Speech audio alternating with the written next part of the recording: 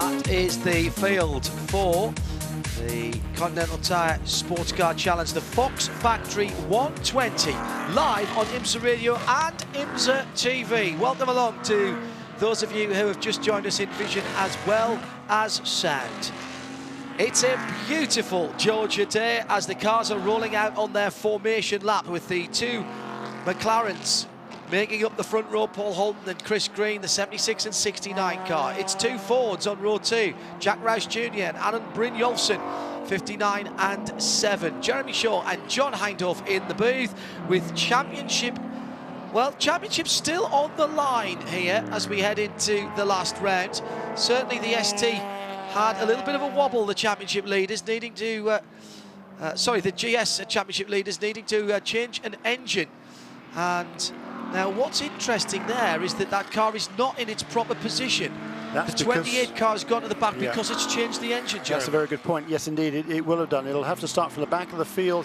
I think just in GS, I think it'll be ahead of the ST cars, but it'll be at the tail end of the field. So they've got a bit of work to do. They've got to keep their nose clean in the early stages of this race. That's going to be the primary concern for number 28 car.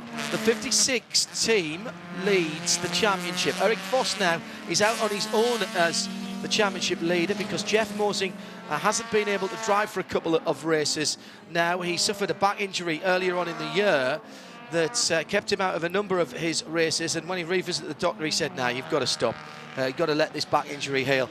Justin Piscatel will start the 56 car and hand it over to Eric Voss.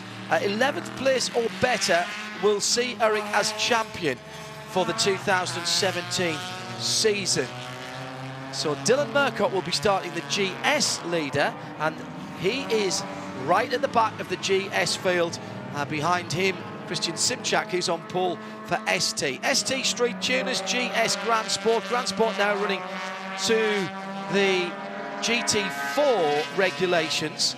And this is the final race of the Continental Tire SportsCar Challenge in this format. Next year, we welcome TCR, front-wheel drive, manufacturer designed and built cars, over 340 horsepower. And those cars have proven very quick and reliable in their own series and in endurance racing up into and including 24-hour races over in Europe.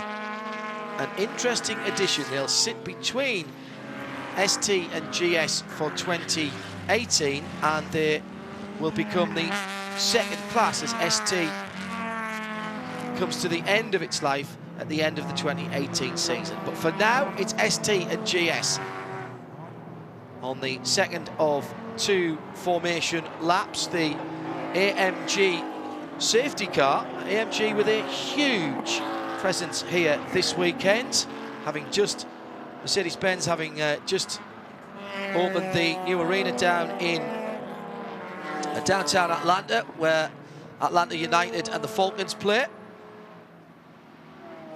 Atlanta United bringing all kinds of MLS attendance records, 75,000 capacity on that new arena, and the bright green AMG GT sits at the head of the GS field.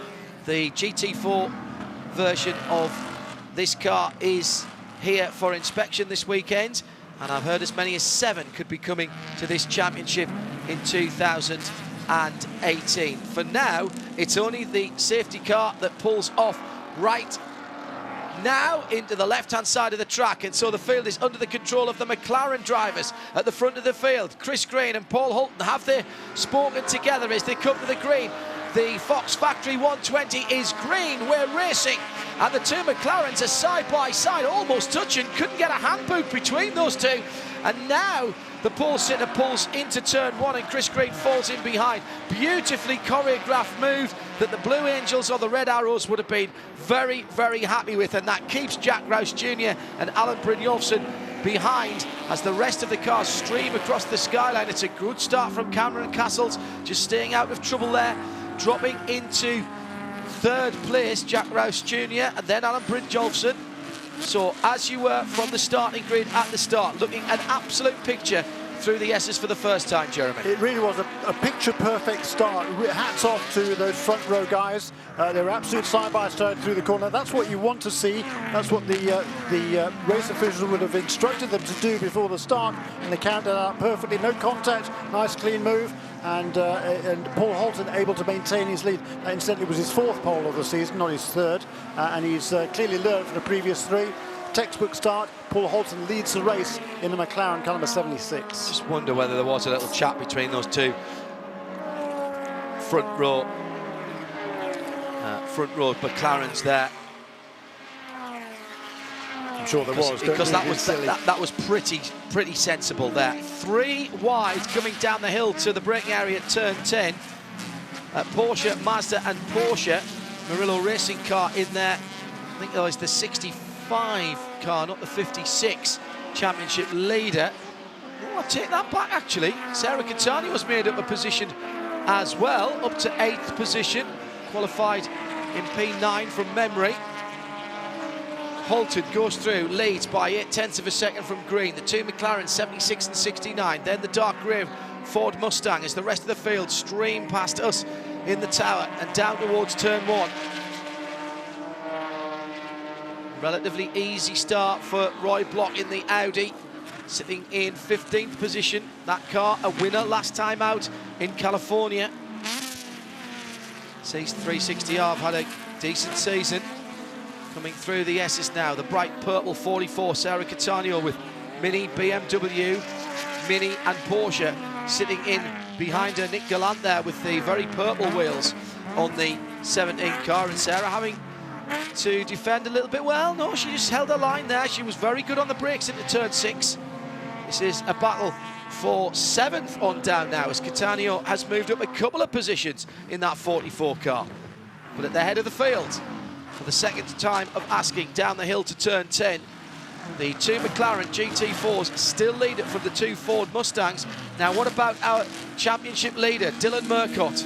Is up to 11th position. Made up a couple of spots on those opening laps. They'll be listening to that engine, watching all the gauges. A 3-hour engine change in that number 28 Porsche. Quite an extraordinary piece of work by the RS1 team to turn that around with an engine that they procured from TGM, Ted Giovannis Motorsport. And they made up another position on that last lap. Dylan Murcott moved ahead of Till Beckelsheimer on that last lap, so up into the 11th position. That's exactly where he needs to be, well, into the 10th position actually, so that's ahead of where he needs to be assured of the championship. He'll just want to take it easy in these early stages, just keep his nose clean, make sure there's no major dramas. There's only 13 cars in GS, so all he has to do, even if the 2nd place car in the championship, which is Cameron Castles and Trent Hinman, who are currently running in the 9th position, even if they go on to win the race and get the additional point for fastest race lap, then they're absolutely where they need to be. Yeah. Their worry will be after an engine change, Jeremy, is that they don't get to the end of the race. Indeed, because they haven't had time to properly race prepare the car. They've been thrashing to get that engine change, you're right. And that car was fired up with that new engine in it as it went to the grid. 3 hours. There's been no lappery, no warm-up for that car. 28 car, though, however, looks to be going well because it's just passed its championship rival and goes ahead of Cameron Castles, up in the 9th position. I like this strategy, though, Jeremy. It can bite you if you're too conservative. Let's get up the road as far as we can, and 1st and 2nd in the championship are together through turn 1 for GS2 of the Porsche Caymans. Now heading up towards the blind entrance to turns 2 and 3. A bit of curve there by Cameron Castles in the 12 car, but he's dropping back now as Dylan Murcott sets his sights a couple of seconds up the road to Nick Stacey in the number 60 Ford. Meantime, the head of the field, the black and blue leader of the race, that's the 76 Paul Holton driven McLaren, is out of turn 7. Really important to get a good run out of there to get onto the back straight and get as much momentum as possible. His McLaren's looking strong in the early stages. The key though to this race, or one of the keys to the race also, is going to be looking after the tyres, making sure you can turn consistent laps toward the end of the race stint. Looking at the relative weights of the cars, the McLarens weigh in at 1,555 kilos. That's about, what, 3,100 pounds. The Ford Mustang, similar weight, slightly lighter. The Porsche Caymans, however, weigh in a whole 200 kilograms lighter. 1355. So with that weight, and particularly with the warm ambient conditions now, the lighter weight cars are going to be easier or less hard on their Continental tyres. 2 cars for Core Motorsports this weekend. The dark grey car, the 59 car in the hands of Jack Rouse Jr. Stacey has started the 60 car, and he's in 8th position with Russell Ward ahead of him at the moment for CJ Wilson Racing. They're going down through the S's, and the variety of the cars here perfectly illustrated by the quite small, low to the ground and svelte Porsche Cayman, while the big hulking mass of white Ford Mustang is in behind, and Dodgers too, drivers left coming up the turn 6. Trying to go around the outside. Russell just defending there. Doing that perfectly as he heads through turn 7. Now, not a lot of torque in that flat 6 engine. Plenty of torque in the V8 behind. Yes, and isn't that interesting? You look at this relative straight line speed. Not much to choose between them, is there? Maybe the Ford drawing up a little bit on the tail end. No, I don't think it is. It's very similar down the straight. So if anything, the Porsche came in edged out maybe, I don't know, a couple of feet on that straight, very, very closely matched. Car's length maybe, Jeremy, yeah, yes. The very most. It seems to me the Mustang has the initial grunt off the corner. Yep. But couldn't get the overlap to make that count. This is a battle for 7th, 8th and 9th in GS as they come across the line in front of us. And down towards the first corner, Stacey goes to the inside at turn 1. That's a more usual spot to pass, but again, Russell Ward with the lighter car, using the car's advantages. You know, I possibly should have said in the keys to the race, the other thing is use what you've got, Jeremy. Some of the cars are better at certain parts of the circuit, and you've got to know that. Yeah. And if you've got a light car, then you've got to make the most of that. Brake later and try and take a little more speed to the apex. Very, very true, and yes, absolutely know the strengths of your car. Yes, there's, it's a long race. It's a 2-hour race, so you can't afford to burn it up too soon. It's interesting watching Nate Stacey at the wheel at number 60 car. It's a brand new car. Let's not forget, and he had some teething problems with it during the first day of practice on, well, that would be Wednesday, wouldn't it? They had some all sorts of problems with that car as well, wasn't there? Yeah. But that's the first time really this car has turned the wheel, maybe a very brief shakedown. The car was at Mazda Raceway Laguna Seca a couple of weeks ago, but it was absolutely brand new. It just rolled off the production line at Multimatic in Canada, and this is the first time it has been raced. Huge amount of camping and RVs there on the entrance towards turn 10. That terracing will be full tomorrow for Petit Le Mans. Very good spot to watch the cars coming down the hill. Shea Adam, quiet at the moment in our pit lane. All's quiet on the western front, and all the co-drivers are calm, except for one. Eric Foss is pretty much pacing up and down the pit lane. He's bouncing back and forth. He keeps running over to the TV screen in the pit box next to him. He's looking a little bit nervous, John. Thank you, Shea Adam. More from Shea and our Continental Tire Pit Lane reports later. Hello to Lee Eden, tuned in from Royal Leamington Spa in the centre of England. Says, I've been working at home all day today and I've been listening, and now I'm watching too. IMSA TV on the television. Around the world, around the US, no geo-block and no interruptions to the action here, as it has been all of this season. IMSA Continental Tire SportsCar Challenge for 2017, the series finale here at Road Atlanta. BMW versus Mazda going across the skyline. That was the battle for second position. Christian Simchak has got away a little bit in the 34 car, and Chad McCumbee and James Clare battling for that second position. Lots of people on the grounds here this weekend, and still coming in. Oh yes, very much so. I love the overhead views. They are so cool here. It's a perfect, picture-perfect day here in Georgia. Had a lovely week so far. Been here, landed on Sunday evening. At the track on Monday and Tuesday, and McCumbee goes for second down the inside. Simchak leads it as he comes out of turn number 7. The Mazda got down the inside, might have been alongside, but didn't get nose in front. And now the BMW stretches its legs, and Chad McCumbee has to plot and scheme and work out where his opportunity is going to be to make that pass through into second place. And talking to passes, the number 60 car, Nate Stacey, did find their way past Russell Ward coming down the hill. I think it was towards turn 12 on that lap. So number 60 car up into 7th position, having started in 10th. So a very good start to the race for the teenager Nate Stacey. So 8 minutes of the 2 hours completely. Christian Simchak in the 34 Murillo Racing Mazda. The white and orange car goes through turn 1. He's got a handy lead there, Jeremy, nearly a second and a half. Sarah Catania coming through, still in 7th position. That's a net gain of a couple of positions from her qualifying. Best qualifying here at Road Atlanta. She was very happy with that. Talking to Shea now, counts down to green from the grid. Just stretching out a little bit at the front of the field, but still plenty of battles, particularly at turn 5, where once again the master of Chad McCumbee, Freedom Motorsport Cars, goes to driver's left. Going to try and get the sweep around the inside. Brake lane, down a gear, down another gear. Use the camber of the road.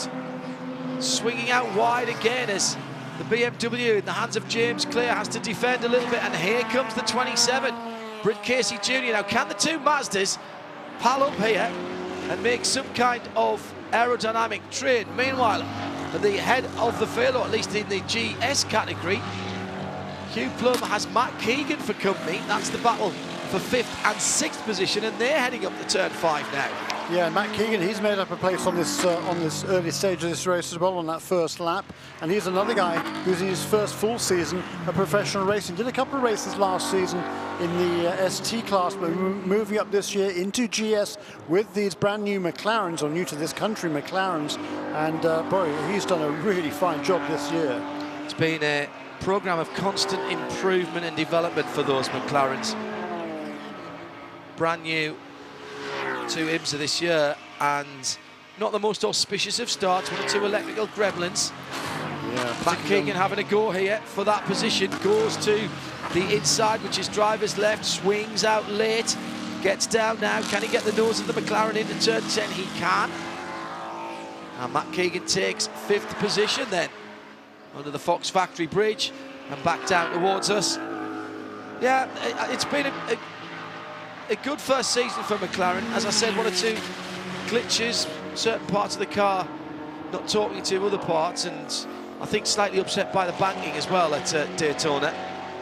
But the guys back at Woking have worked hard with their US teams, and certainly the car, Jeremy, has become more reliable. There was never any doubt about the speed of the McLaren GT4. No, there wasn't, and yeah, it was certainly.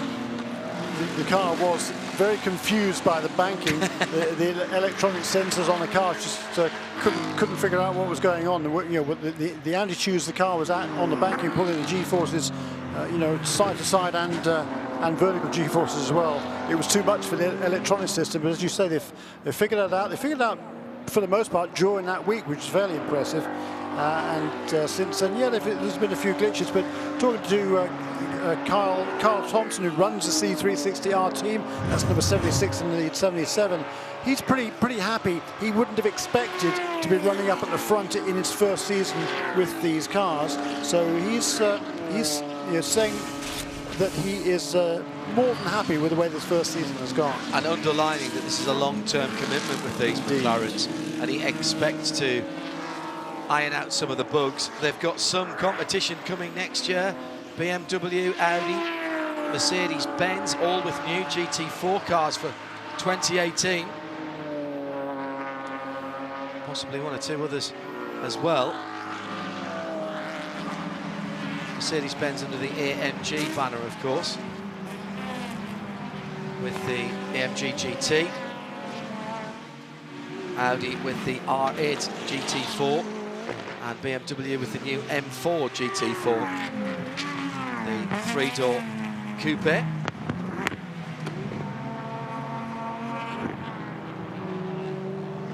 Sadly, no Camaro in the GT4 ranks here. Stevenson, their last racing weekend as a motor racing team with the GT Daytona car.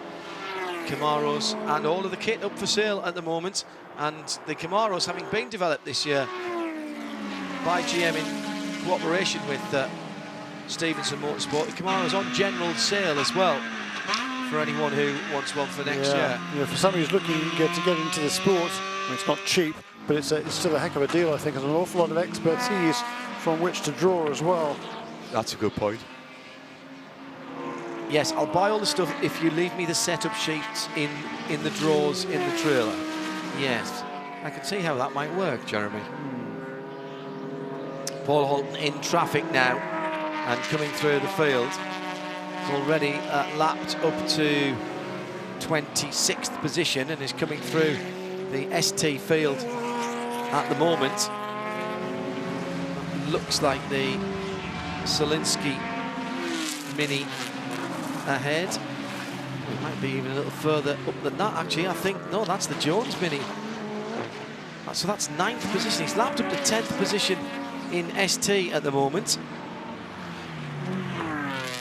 In that black and blue car. Oh, and there's Sarah Cattaneo going slowly. And Sarah Cattaneo has dropped back behind the 73 Mini. Now, she was a couple of cars ahead of that, so is there an issue for the Nissan Altima? Yeah, she was kind of dicing with number 81 Bimmelwell BMW with Ali Baylog at the wheel of that car. And she's dropped behind that car and the Mini that was chasing it. Seems to be up to speed, though, coming down toward the chicane. They've all been overtaken just now by the overall race leader.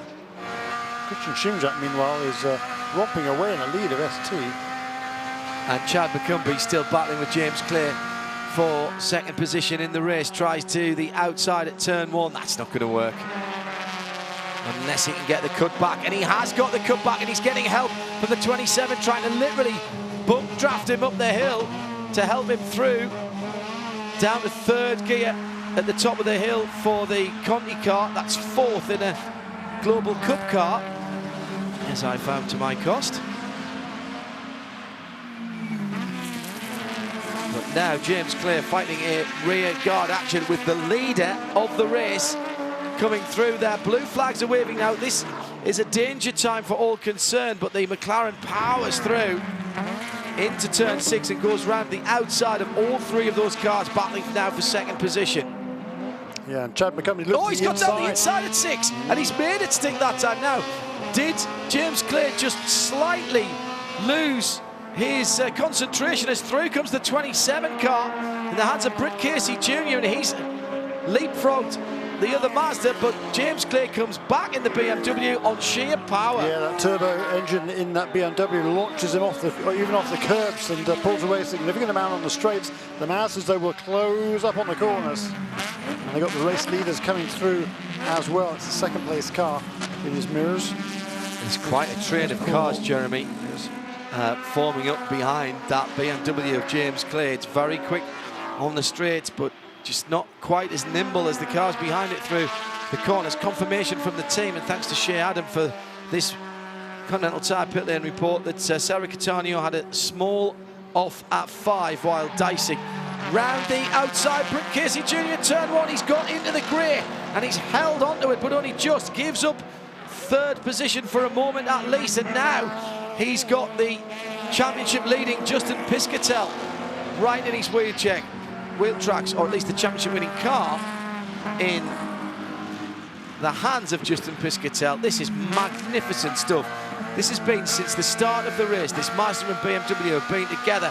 Slightly wide by James Clay, but he gets back onto the track. So frustrating for Chad McCumbee now in third place, as he's clearly got the legs on the BMW. Through this battle, Jack Rouse Jr. in the dark grey Core Motorsports Mustang. This is really, really tasty battle. Yes, it's fascinating to see the, as you were talking about there, the relative strength of the cars in different points of the racetrack. And you know, we saw the BMW romp away from the Mazdas on the straights, and by the time they got to us in turn 12, they were absolutely nose to tail. Those little nimble little Mazdas, and again, looking at the weights of those relative cars, the BMWs with that 2-litre 4-cylinder turbo engine, they weigh in at 28-30 pounds. ST cars, by the way, since the US category are weighed in pounds, whereas the GS cars, based on GT4 regulations from Europe, are weighed in kilos. So the BMW's in at 28-30 pounds. The Porsche Cayman's relatively at 3,000 pounds, but the Mazda's 2,450 pounds. So that's a better part of 400 pounds lighter, the Mazda's. Through the top of turn 2 again and again, the Mazdas close up. Casey Jr., it was actually a pretty good save down in turn 1. Went down, I think, a gear more than he really needed to, and just got the car sliding a little bit into turn 5.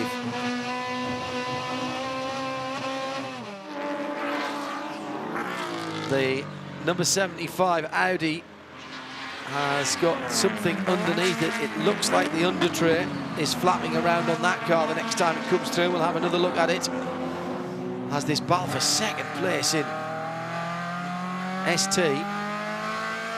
Extraordinary stuff. The two Mazdas, even working together, they don't quite have the punch through the air that the BMW does. Oh, closer than I've seen for a while as Alan Brynjolfsson comes through. Now, that bright yellow car will be moving too quickly. Behind him, it's Matt Keegan. Coming up to the back of it, Justin Piscatel. Going to have 4 cars battling for second position shortly, Jeremy. And this is letting Christian Simchak get away. Simchak now with a handy lead. And this battle comes down into turn 1 then. Second, third, fourth and almost fifth together. The Mazdas now using group tactics to try and get round the BMW. And through at the top of the hill. That's a magnificent manoeuvre. The 25, Chad McCumbee. Jack Rouse Jr. off the road. Yeah, he just lapped those guys and made a mistake at the top of the hill. Took the cutout that is still there, the motorcycle cutout, and he's not up to speed. Jack Rouse there, now just starting to get up to speed. So James Clare has lost second position to Chad McCumbee, and Britt Casey Jr. is desperate to get through as well as they head down to turn 6, the right-hander with the big cambered middle section. From there you spit out like a cork from a bottle towards turn 7, which is flat, and actually the camber running away from you from the centre of the corner out. So frustrating when in that little Mazda you see the BMW just rocket away into the distance on the straights, but the good news is you know when you get to the twisty bits you're going to close right in again. Well, and I just wonder if Britt Casey Jr., having seen how his teammate made the pass, well, now his teammate's under pressure. Just wondered if Britt Casey might have an idea then to do the same sort of thing, over and under at turn 1, up the right-hand side of the track, and then just basically tough it out through the little left kink into the right-hander where you have the proper side of the track and get the advantage. Problem is that Britt Casey Jr. at the moment has got Hugh Plum right on his tailpipes. And Jack Rouse Jr. has stopped. There's an issue with the 59 car. Smoke coming from the brakes and possible problem in the left rear of that car. He hasn't quite made it to the Fox Bridge and into the pit lane. That's not a good place to stop. I don't think he's got any V8 power, Jeremy. So that moves us. Bad news for one Ford, but the other one, Alan Brynjolfsson, finds himself in the 3rd position now. He started 5th. He's been running a really good pace as the yellow flags come out. So this will be the first full course caution of the day. with 26 minutes gone. 25.5 minutes gone, yes. Just when it was getting interesting. And Chad McCumbee will be so annoyed because he's took about 20 minutes to get past James Clay and pull out half a second lead. And now he's going to get mugged on the restart, isn't he? That's his worry. The Porsche GTS Cayenne pulls up behind the stricken Core Motorsports Mustang. I wouldn't be surprised to see the GS cars on pit lane at this stage. We've got an hour and 34 minutes to go. I would suggest they would almost certainly need to make 2 pit stops during this race. This would be a good time to make the first one. Electrical power issue from the team for the 59 car. Thank you, Shea. So before we get into any pit stops, well, give the rundown in a moment. So Roush coming through turn 1, that all looks fine.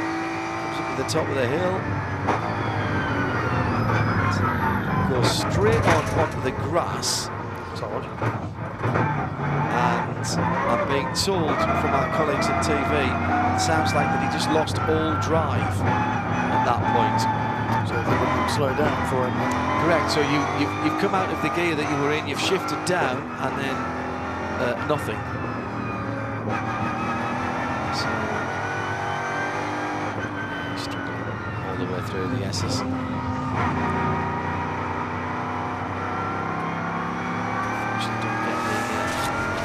From that replay, but he's under tow now. He's moving, but on the end of a tow rope, so that car will be cleared quickly. And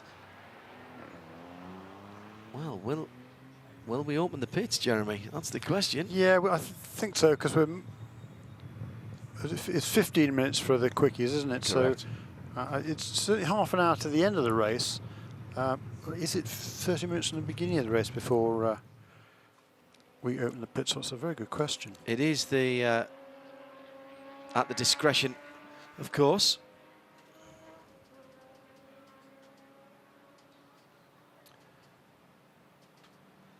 The bad news for Scott Maxwell is that he won't be getting 2 in a row here at Road Atlanta.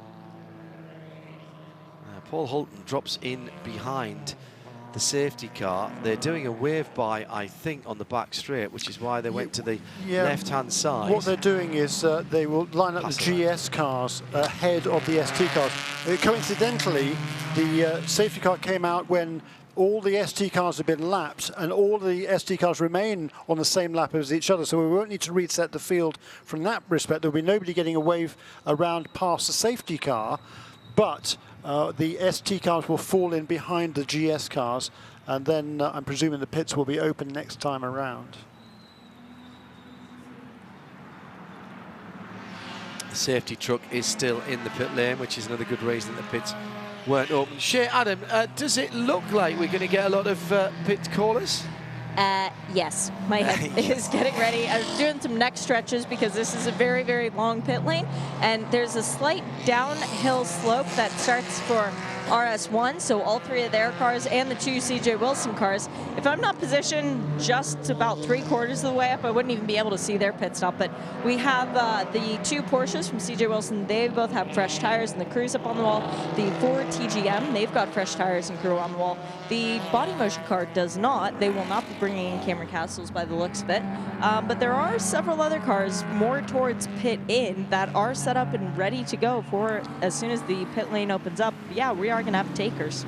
Yeah, and the reason that you wouldn't make a pit stop now is because each driver has to do a minimum of 45 minutes during this 2-hour race. We haven't reached that threshold yet, so there's really no point in changing drivers. All you'll be doing is topping off the fuel. I don't expect to see any of the ST cars on pit lane, but I do expect to see some of the GS cars.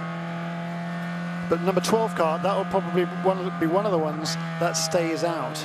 And so, you know, it's a tricky call because you really want to make a pit stop now, I think, in terms of reaching the end just without any other extraneous factors. But that extraneous factor is the fact that each of the drivers has to do a minimum track time. And for somebody like car number 12, where Cameron Castle shares the car with a true professional in Trent Hinman, Trent is significantly quicker than Cameron, even though Cameron has made a lot of ground this season and was running nicely there in the first into the race, having qualified a strong 8th. But for some of the other teams, for example, Paul Holton and Matt Plum, both of those drivers are super fast. So it doesn't really matter who is driving the car at any particular stage in a race. They could just go on the best overall strategy that is good for that car. Makes perfect sense to me. Pits, I think, will be open this time, Jeremy. I would imagine. Shea Adam, you have takers. Here is the Continental Tire pit lane reports as the GS cars get first dibs on the pit lane visits. And it's kind of cool to see them come down the hill because I get a preview of who's coming in before they actually make it to the pit lane. Our leader has come in, Paul Holton, in that number 76 C360R McLaren, followed in by second in class and overall, the 69 McLaren Motorsports in Action Chris Green, as well as the 7, the Volt Racing Ford Mustang. No driver change for any of those 3 is planned so far. Holton hits his marks, fuel and tires for him, fuel and tires for the 7, fuel and tires for the 69 as well. The other Ford Mustang that is still running has come into the pits. They are doing at the very least left side tires. Number 4, Team TGM Porsche Cayman has come into the pit lane as well. Sticker tires going on that car. Championship leader is in the pit lane. That would be the number 28 RS1 Porsche. The crew taking advantage of this opportunity to give Dylan Murcott some fresh tires, as well as both the CJ Wilson cars. They are getting fresh tires as well. 69 is the first one to go back out. A very quick stop. I believe they did left side tires only. I saw stickers on the left, nothing on the right. So that would explain how they managed to get out so quickly. Next car to start moving is the number 60, the Ford Mustang, but they're a little bit further down the pit lane. The fuel stop is done for the 76. They go out in 3rd position behind that number 60 as well. Ford Team TGM gets a good result from that pit stop, and the 2 CJ Wilson cars as well as the championship leading 28. Oh, and there was drama down at the 28 car. The mechanic was running after it as it pulled out of the pit lane. Might be a penalty coming for that car a bit later on. 33 is still sitting on the pit lane. That is the only one of the GS cars left. I'll have to go down there after we see the ST stop to find out why this has been such a long stop for that team. Don't like the idea of a mechanic running after the 28 car either. What have they forgotten to do there? Or was he just pushing the car away? Yeah, and the number 39 car is behind the safety car now. Before the pits were open, that car would have, because I didn't realize actually it had been trapped behind the overall race leader and ahead of the class leader.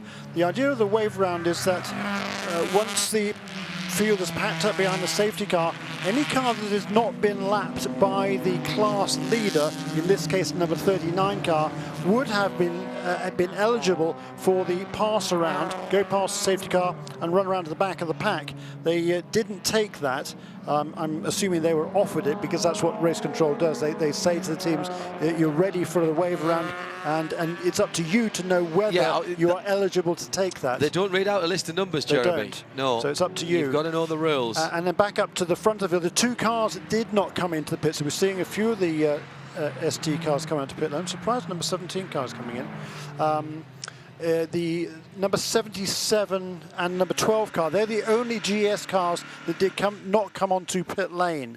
Matt Keegan and Cameron Castles staying aboard, and they will wait until the 45 minutes are elapsed, and then hopefully make that pit stop for their co-drivers to take over and run to the finish. And therefore they will be in the lead of the race as we've got some pit callers for the ST category. Shadow. Both of the other RS1 Caymans have come in, these being of the ST variety. They are doing fuel only for the 18 of Aurora Strauss, fuel and tires for the Milan. That is the sound of the 26 Freedom Autosport Miata. Behind the wheel is Liam Dwyer. His stint is not yet done, but the reason they brought him in now instead of bringing him in when his drive time had elapsed is because they have 3 cars and 2 fuel rigs. So if there's an early caution, the worst placed car, or the worst placed car in the championship, as sometimes it happens to be, is the first one to come in solo. That's what they did with Liam. In the booth with us, Travis Roffler from Continental Tire. quick word with him before we go green. Great to have your company again. Travis, what an outstanding season we've had in the Continental Tire SportsCar Challenge, first of all. Yeah, it always is. This race and this series, both in GS and ST, classically come down to the last lap of the last race, and looks like we're going to do it again today. Beautiful weather here at Road Atlanta. Couldn't be a nicer day. Looking forward to the checkered flag. And the championship presentations, of course, and a new challenge for you for next year, adding the TCR category to this. Exciting times. Yeah, the TCR class is really going to raise the bar. It's a global platform and really helps us push our technology to this new platform that is globally based, and we're really looking forward and exciting to escort in a new era in the SportsCar Challenge series. And in terms of the GS class, AMG leading the field round at the moment as a safety car. I'm hearing 7 cars sold for the GT4 version of that. 3 or 4 BMWs, possibly as many as 5 new Audi GT4s. My goodness me, you're going to have to start building tyres right now just for the GS field. Yeah, the GT4 platform, I think, really globally, the manufacturers have really taken hold of that and are really developing a lot of platforms globally to race on that platform of a GT4 around the world. And you know, our GT4 tire here that we introduced at Daytona this year, I think has been stellar in its performance. I think all the teams and drivers have had nothing but accolades for it throughout this entire season. So we're very proud of that. Not that that means we rest on our laurels. We continue to develop, and we'll continue to develop into 18 and beyond, wherever that leads us after 18. And wherever leads us, wherever that leads Continental Tire is the point. You're not going to be in the same role as you are. What happens to Continental as a brand in motorsport then at the end of 18? Well, as I said, we're going to continue to develop on our GTD or the GT3 platform tire here throughout all of next year, in our swan song year, if you will, as well as the GT4. So obviously everybody knows those 2 platforms of GT3 and GT4 cars are raced around the globe. So yeah, we are obviously a very global company, so we will continue to race around the world and look for opportunities to highlight those platforms and continue to develop those tires here in IMSA and around the world. So GT3 cars, GT4 cars, being global platforms, they're not going to go away, and we're going to continue to look for places to race them around the world.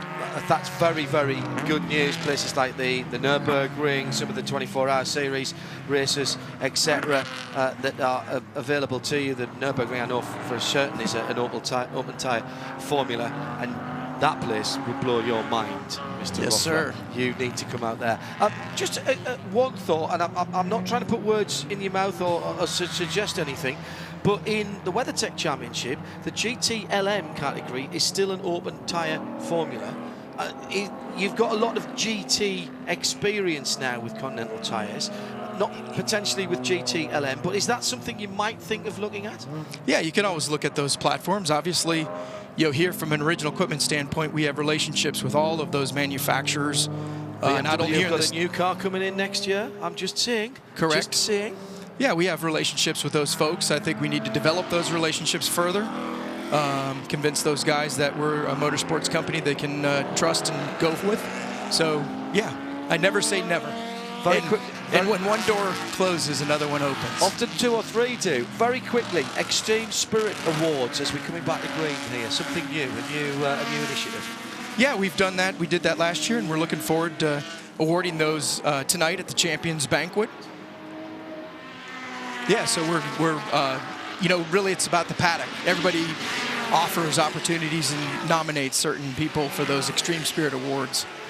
Back to green flag racing. Stay with us, Travis Ruffler, if you can, for a moment, because we have got all kinds of battles going on right at the sharp end of the field. Matt Keegan didn't get a great run to the green and is down to 3rd position there. Was there an ST car ahead of him? What the issue was? I'm surprised they didn't kind of reset the field there to put the GS car. He was leading the class. He hadn't made a pit stop, of course, so he was entitled to be at the front of the pack. Generally, they'll reset the field so that, for safety reasons, so the GS car's at the front and then everybody else is lined up behind.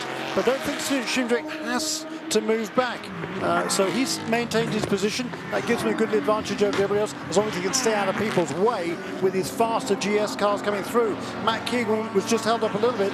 Chris Green, who'd made a great pit stop in the number 69 car to get ahead of the number 76, was able to take advantage of that, move past both the number 77 and 12 cars that did not pit to take over the lead of the race. Great pit stop, by the way, from number 60 team to vault all the way from 6th to effectively 2nd at the restart, with discounting the 2 cars that did not pit. So still an hour and 20 minutes. Nobody can go to the end from here. More pit stops required, and this is the beauty of these races and the regulations in the Continental Tire SportsCar Challenge. It has all the elements of a long endurance race, and the 2 4 hours that we've had this year have been outstanding. Down towards the first corner, here comes the McLaren. Can't get it done. Nick Stacey holding on in that brand new Kerr Motorsports, the white Mustang. First time out this weekend. What did we say that was, Jeremy? Is that chassis 4 or chassis 5 of the Mustangs? 8. Is it? Wow. Yes. Well, guys at Multimatic doing a cracking job. Busy. And just again underlining the variety of cars in this GT4. And drive through for Alan Brynjolfsson in the 7.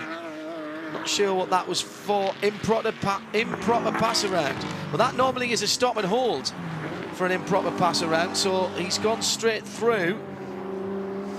Didn't make a pass around. Right. Well, he shouldn't have been doing a pass around, so if he did, then I can understand why he was penalised. We'll get confirmation on that from race control. And what's interesting about that is Mike Johnson is a strategist on that car for this weekend. He doesn't make strategic mistakes, so it must have been something that Alan somehow did. Not quite sure what it was. Excuse me, pass under yellow, I'm hearing. Right. 37 Mini in trouble, going very slowly. Matt Lamara is cruising up to turn 7. He's just let the whole line of cars go through, and there were cars that were behind him on the timing and scoring serial. Yeah, he's not up to speed. The Audi, by the way, the 75 car coming back through the field, still Roy Block behind the wheel of that car, but still with the under tray flapping. That'll be driving the Roy in the car absolutely bonkers, because all he hear on the fast bit is thump all the way. And he can't even turn the radio up to drown it out, which is what you do in your street car, because he doesn't have one. Sing to me down the Pitster car radio. I can't stand this noise. That's going to be absolutely doing his mind at the moment. Chris Green with 0.3 of a second across the line from Paul Holt, Nick Stacey and Matt Keegan. 69, 76, 60 and 77. 3.5 seconds between that top 4, and it's closing in. The top 3 are together at turn 7.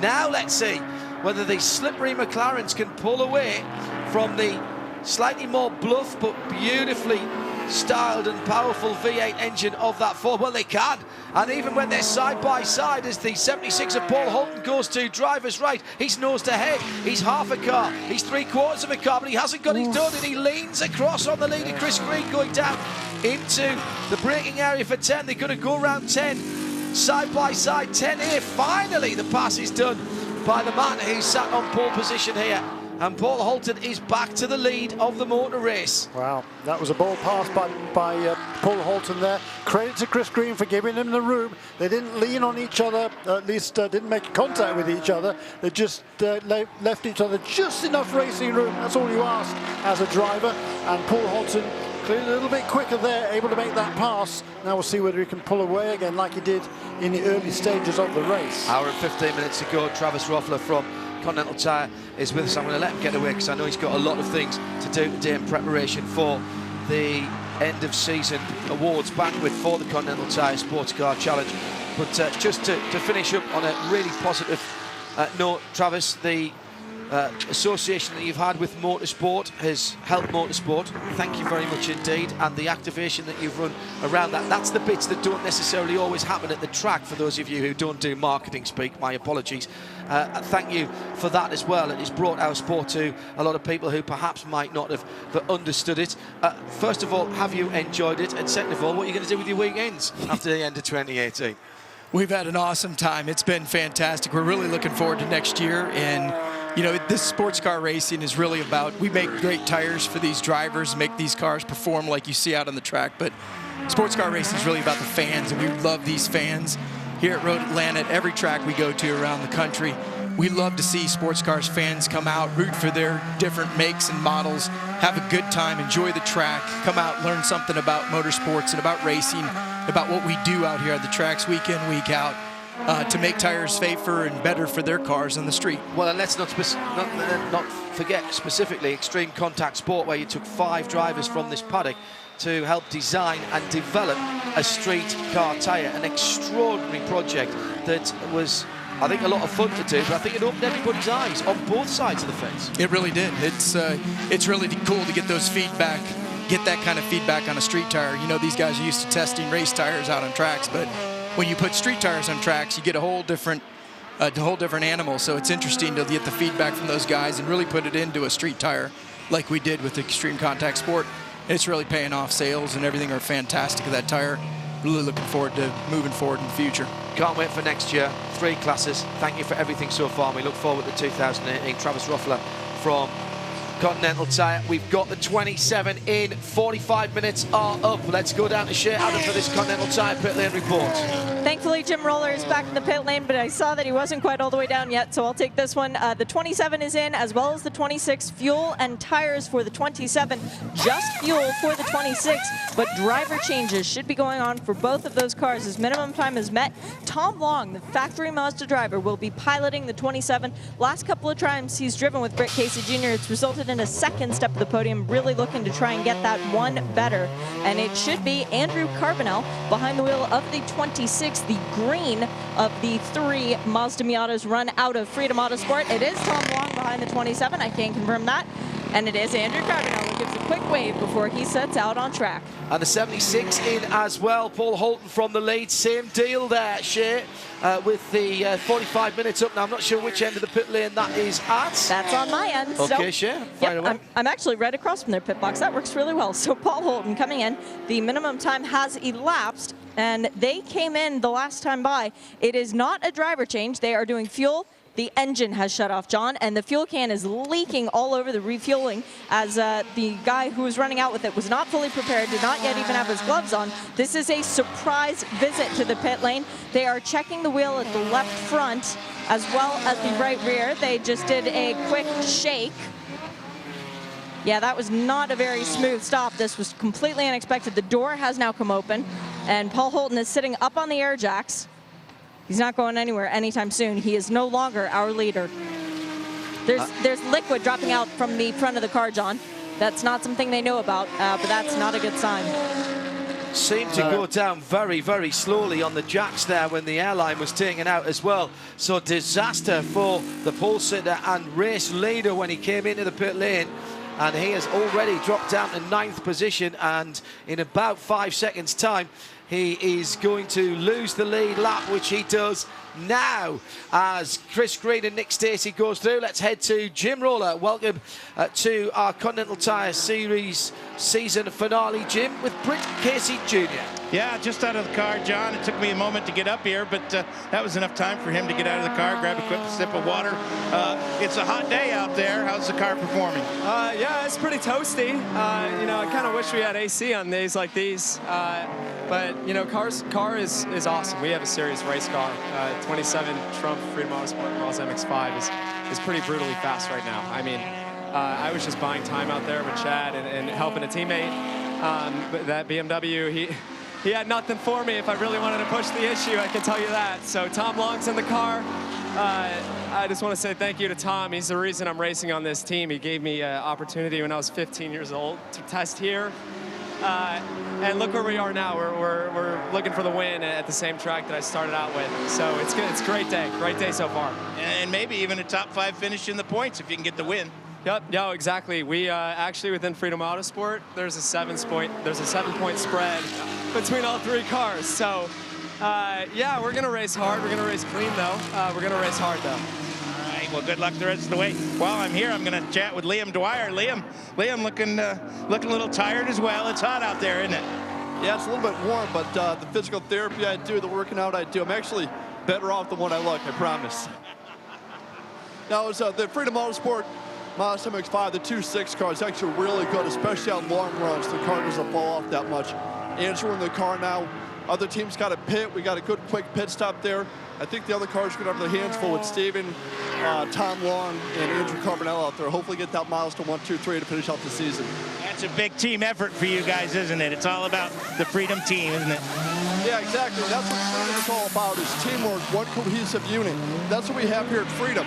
You know, as much as we race each other out on track, we're very much friends. We're trying to help each other out.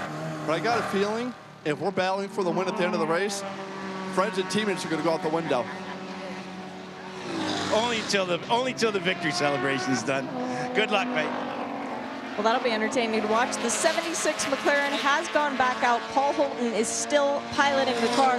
The fluid that was dropping underneath the front of the car, it is just water, so that at least is fairly innocuous. But the team has gotten up on the wall. They are waiting for the 75 Audi, the one that won the last time out, to make its pit stop. Pierre Kleinebing will be piloting it. In the meantime, 76 is back on the pit lane. Again, it is Paul Holton. And again, the crew not really sure what to do. They weren't completely expecting him to come back in at least so quickly. Hopefully he stays out of the way of the 75. They really don't want to compromise that car's race as well. Paul brings the car in, pulls to the stop.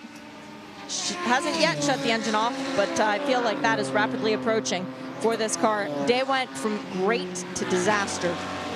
Yeah, and a little pool of liquid already forming under the 76. The engine cover is taken off. Shea Adam is down there, and well, there's some urgency, Shea, as if they perhaps may have found something that's going wrong there at the back of this car. There's definite movement back and forth of the wall, but there's only one mechanic who's focused on this car right now. One mechanic talking to Paul in the engine bay with him, and another one who's bouncing back and forth over the wall. I really don't like the fluid, the amount of fluid that's coming out underneath the front of the car, because the puddle just keeps growing and growing. Have to wonder if it's water maybe from a radiator or something of that sort, as they're tightening a belt coming off of the engine from the turbo area. Ooh, this is not looking good, John.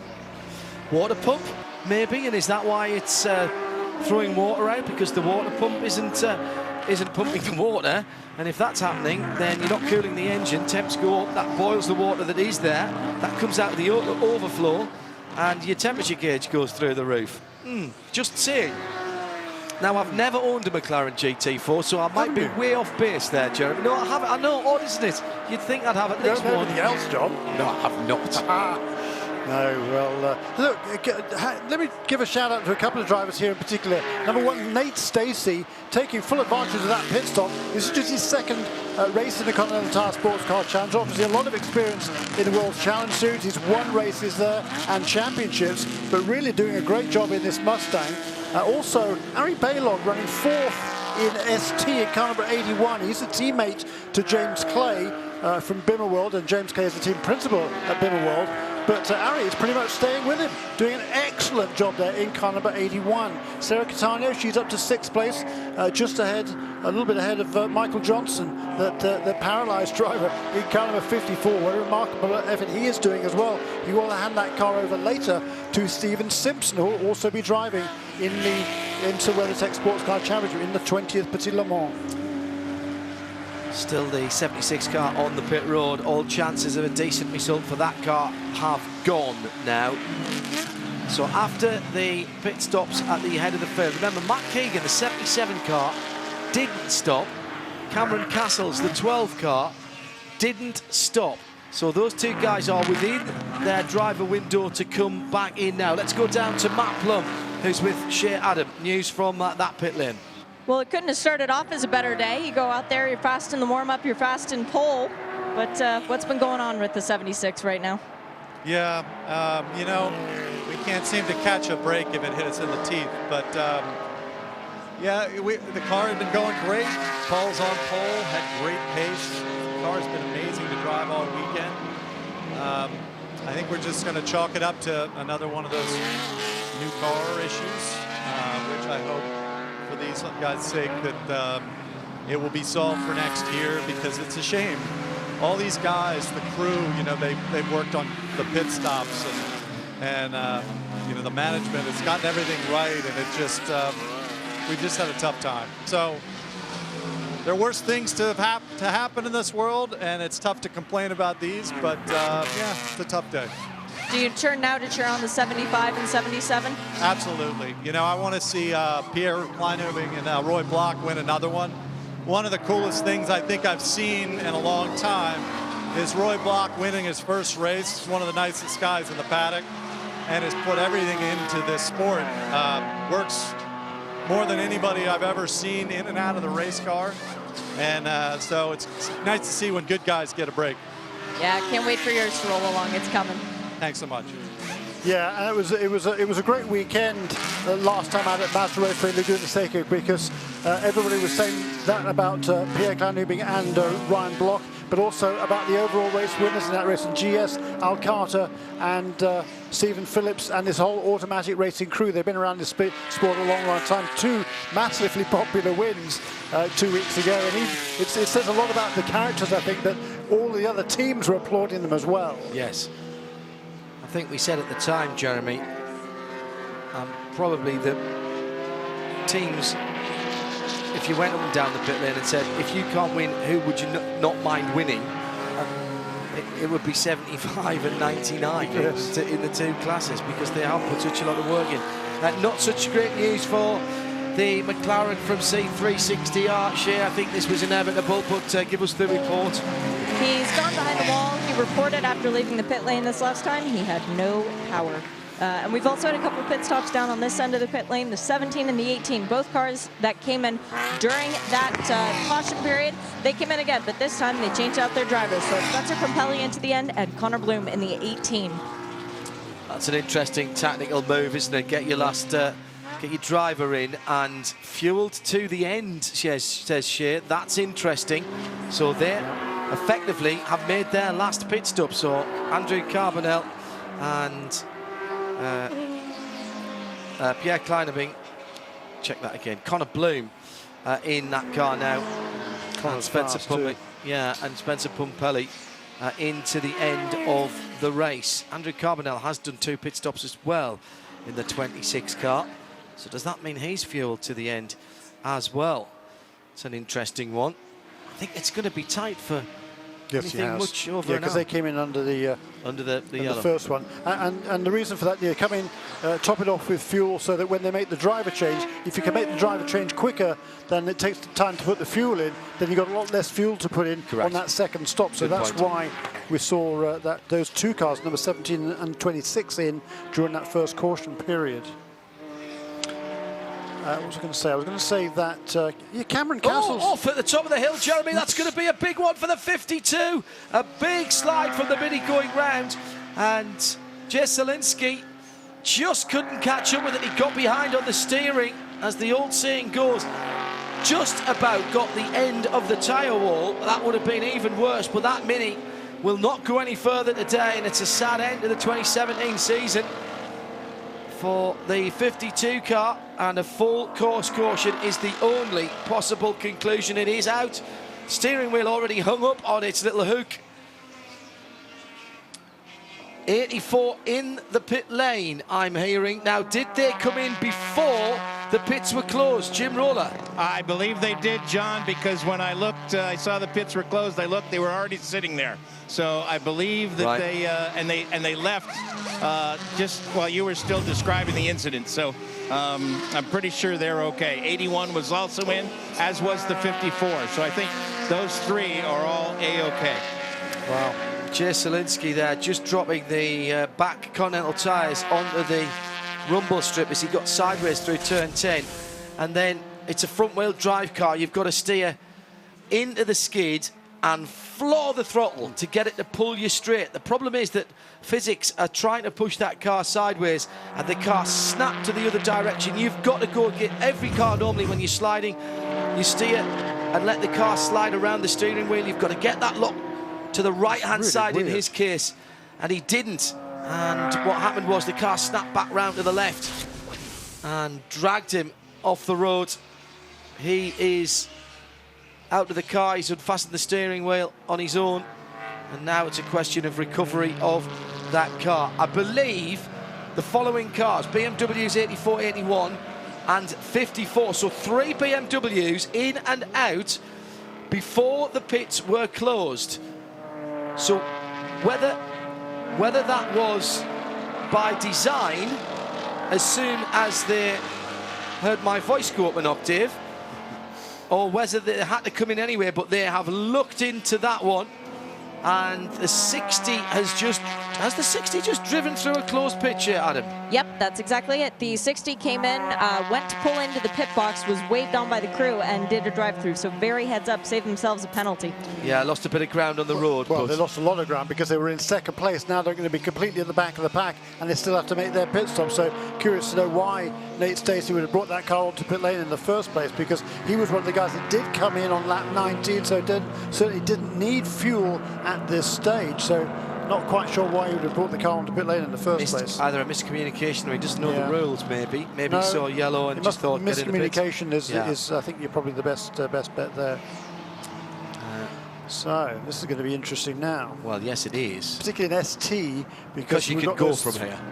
Yes, everybody can go from cars. here. I think the BMWs are going to be fairly marginal, but I think they could probably get to the end here as well. Top 5 in ST, check that. Top 6 down to Tom Long in the 27 Mazda have not made any stops at all.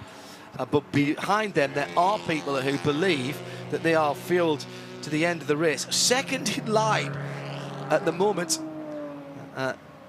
Second in line behind the safety car at the moment is Sarah Cattaneo, who has not made a pit stop and who is in third position behind Justin Piscatel and Christian Simchak. And of course, everything is closing up now. She has been passed by the leader, so she should get a pass around before the pits open, shouldn't she?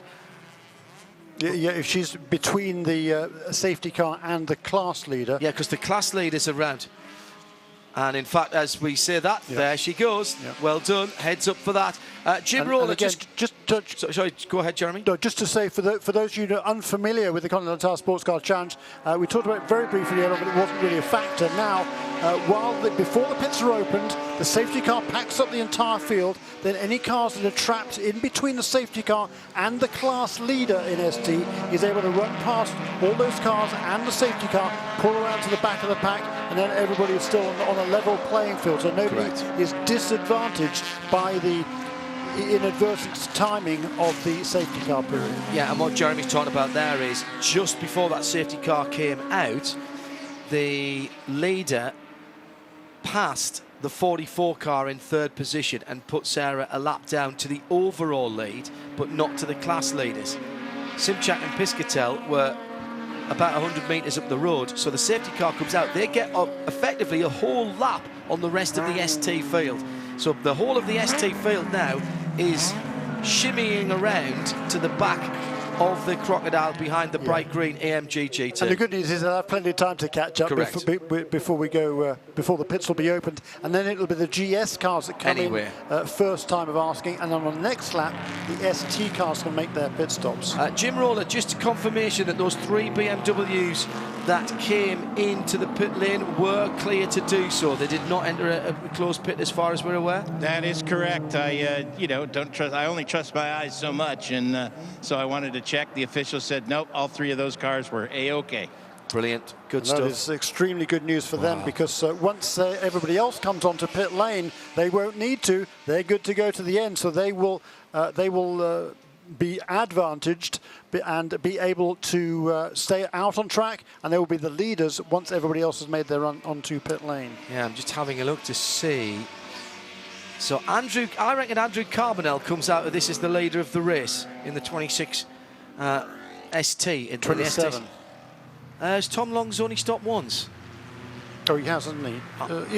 Yes. Did he stop at the right time? Yes, he stopped at the 40 minutes. Yeah, 45. 27. Okay. He won't need to stop because he took over from Britt Casey Jr. at the 45-minute mark. Okay. Stand by for action, ladies and gentlemen. We have the GS cars with the pit lane open. Let's head down to the pit lane. And the 69, our leader, comes first of all for this Continental Tire Pit Lane report from Jim Roller. So Green and Lazar have been quite competitive all weekend. They've been competitive all season in this beautiful number 69 McLaren, white with the light blue and dark blue trim. The car comes to a stop. Looks like it's going to be a driver change, 4 tires and fuel. Indeed. Driver change is almost complete. This is a pretty good driver change. The rest of the GS field goes by. Let's go to Shea. The number 12, second in the championship, coming into this race, pulls to a stop. Cameron Castles gets out there doing 4 new tires for Trent Hinman. The 77 McLaren, which came in second on the track, hit its marks. They are also doing 4 new Continental tires, and Nico Ronde's turn behind the wheel. The 4 TGM Porsche Cayman has come in. That is also 4 new tires and a driver change, as well as both of the CJ Wilson Porsches. They are doing 4 tires and 2 driver changes there. No driver change for the 28. Jim? And the 69 is away. The rest of this area is Fords and Aston Martins, oh my. The 60 and the 7 are both in. 60 is almost complete. Bonnet comes up. 99, the Aston Martin has made its driver change. I think that's going to be Al Carter behind the wheel, is it not, John? Okay, so it'll be Al taking it to the finish. 60 has done a fluid check under the hood. The 7 is away, and now the 60 is down off the jacks, and there he goes. Dylan McIvern leaves the pit lane second in the number 28, followed by the Aston Martin. And then we've got the 35. The CJ Wilson car had a very good pit stop this time around. The 33 is 1 car behind that, separated by the number 4 TGM. Then the 77 McLaren, the 7 Ford, the 12 Porsche Body Motion, 38 Cayman, and then finally the 60 Mustang. Yes, a huge advantage for Jesse Lazar. I mean, it's not a green flag pit stop, so they'll pack up behind the safety car, but the 69 MIA crew did a cracking job there. He was out a couple of 3 seconds before anybody else went out of the pit lane. Quite extraordinary turnaround for that car. Yeah, did the same in the first round because he leapfrogged ahead of number 76 car in that first round, didn't he? Yes, that's quite correct. Now, what I am trying to work out is who is where when they came out, because it was a decent run. So as we come round, in the ST cars. Here comes the ST cars. This time around, led in by the leader, Christian Simchak, then the 56, then the 44, Piscatella and Catania. Let's head back to our Continental Tire pit lane reporters. Who's got the leader, number 34? That would be me. It's Chris Stone, who is waiting very patiently on the, well, I would say pit wall, but it's more a pit guardrail. He's ready to take over this MX-5 and see what he can do. A guy who ran the MX-5 series last year, finished second in the Rookie of the Year honors. The orange and white Murillo racing car hits its marks perfectly, and 2 boxes up ahead of it, it is Eric Foss's turn. And yes, it is. Sorry, that threw me off for a second. I couldn't see him trying to wedge himself in the car. That's because he's so fast that he already had. They are in the pit lane, 4 tires for both of these cars and a whole lot of fuel. Jim? The 44 car, Sarah Catania, comes to a stop. The rear deck comes up, fuel goes in. 4 tires, Sarah's climbing out. Owen Trinkler will take over and take that pink, purple, depending on what kind of sunglasses you're wearing, Nissan to the finish. Also in is a 73 Mini, 4 tires and driver as well as fuel there. Very slow driver change for the car that came in from the lead, the number 34. They are still working to try and get Chris Stone belted in, as the 44 is the first car to leave the pit lane, followed by the 73, and then our champions-elect, the number 56 of Eric Foss behind the wheel. Now the 34 gets moving, and the only car left is the number 65, the last of the Murillo racing cars. Brent Mosing and Tim Probert sharing that minion-clad car. Oh, that was another great turnaround for the CRG I Do Borrow Nissan Ultimate team. They have been mighty in their pit stops this year. And just the front tyres on that car, but they've still got to get the fuel in and still got to get the driver change done. That is very impressive indeed. And Owen Trinkler will come back to green at the head of the cars that have stopped. But going back to what I said, it is going to be the master of Tom Long that will lead. Now, will it? Yes. Yes, it will be. Then I think it's Andrew Carbonell, correct, the 26. Then it'll be Tyler Cook in the 84. Then Drake Kemper in the 31. Then the 25 of Stephen McAleer, possibly. Yes, and then the 81, and then the 17, and then the first of the stoppers. No, actually, then the cars that were actually trapped between the safety car and the class leader after where the GS cars came in the pit lane. So they've just got the pass around. Another pit stop for the 59. Now this car has had problems earlier on, so we'll just keep an eye on that as Jack Rice Jr. is back in the pit lane as we go down to the CRG Iduboro Nissan Ultimate Pit. Jim Roller has Sarah Catania for this Continental Tire pit lane report. Hello, Jim. Sorry, John, a little confusion down here. I'm with the 44 crew, and there was some confusion. Sarah, you weren't sure about your wave-by, huh? No, it gets really confusing down here. Nobody likes to talk to me when I'm in the car. I'm constantly asking questions. What's going on? Tell me, you know, what to do. What am I doing? I'm asking questions, you know, and it gets confusing, especially when you're ready to do a driver change. Yeah, your wave-by was perfect. John just confirmed in my ears. We were actually, to be honest with you, the 34 car went by, and then we watched you do it. So, yeah, you were fine, and you guys were first out of the pits. So you're going to be in the top 2 or 3.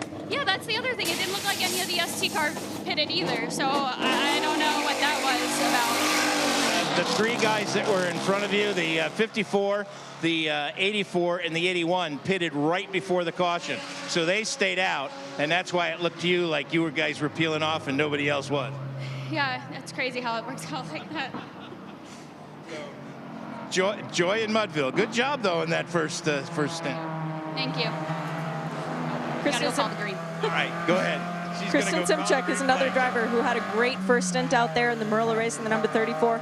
You were just driving away from the field. Is it the car is so much better that you are so comfortable with this track? Well, it might be a little both. I didn't think I was that comfortable here, but I think we just got the car working really well. Yeah. You look really tired after doing that stint. How hot is it behind the wheel of the car?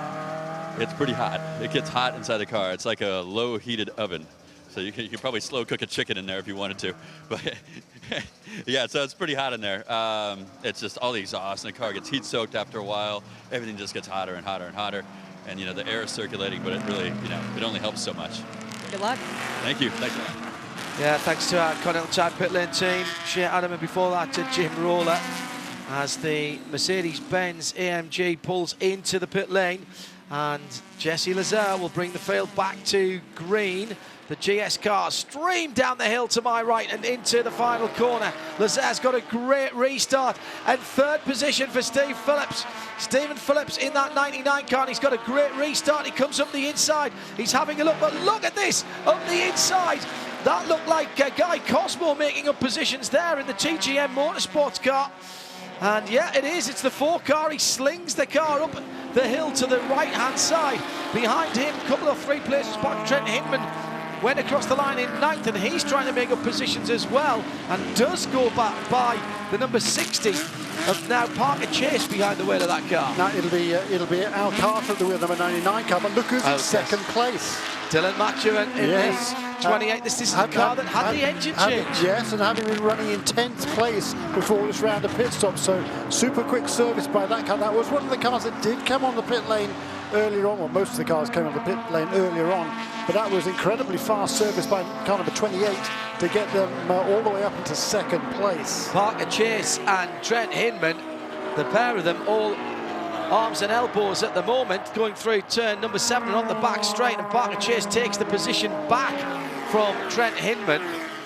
Chris Hall just ahead of them side by side for second place, and Al Carter's gone through. Oh, is this another Aston Martin day here? Oh my goodness, can you imagine what the party will be like tonight at the Continental do if they do 2 in a row?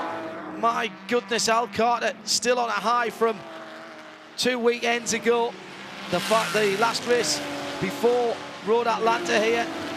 The Aston Martin team getting their first win for automatic racing for Al Carter and Stephen Phillips. Al Carter going through in second position. Jesse Lazare, the only car ahead of him.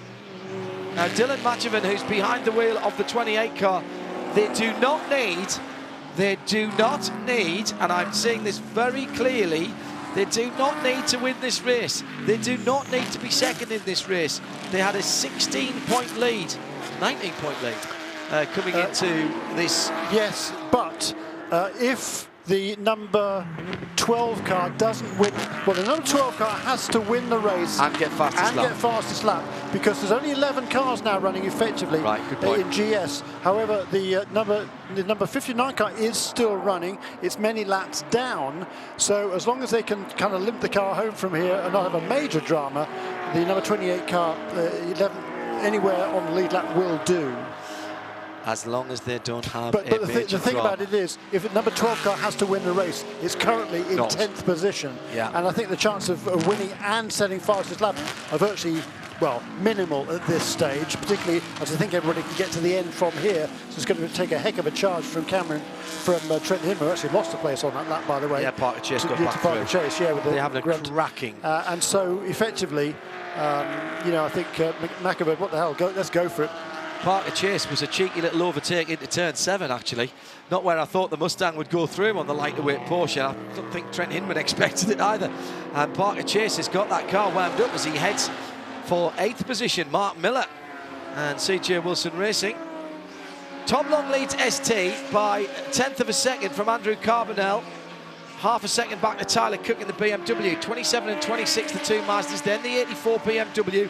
Owen Trinkler has charged his way through the field. 9th at the restart. He's now up to 4th in class. That's an awesome run for the 44 Nissan. Yeah, that's a seriously quick car. I mean, we've seen it every time this season. I know he knows how to drive. He's got a lot of experience in it now, and we've seen how fast that car is.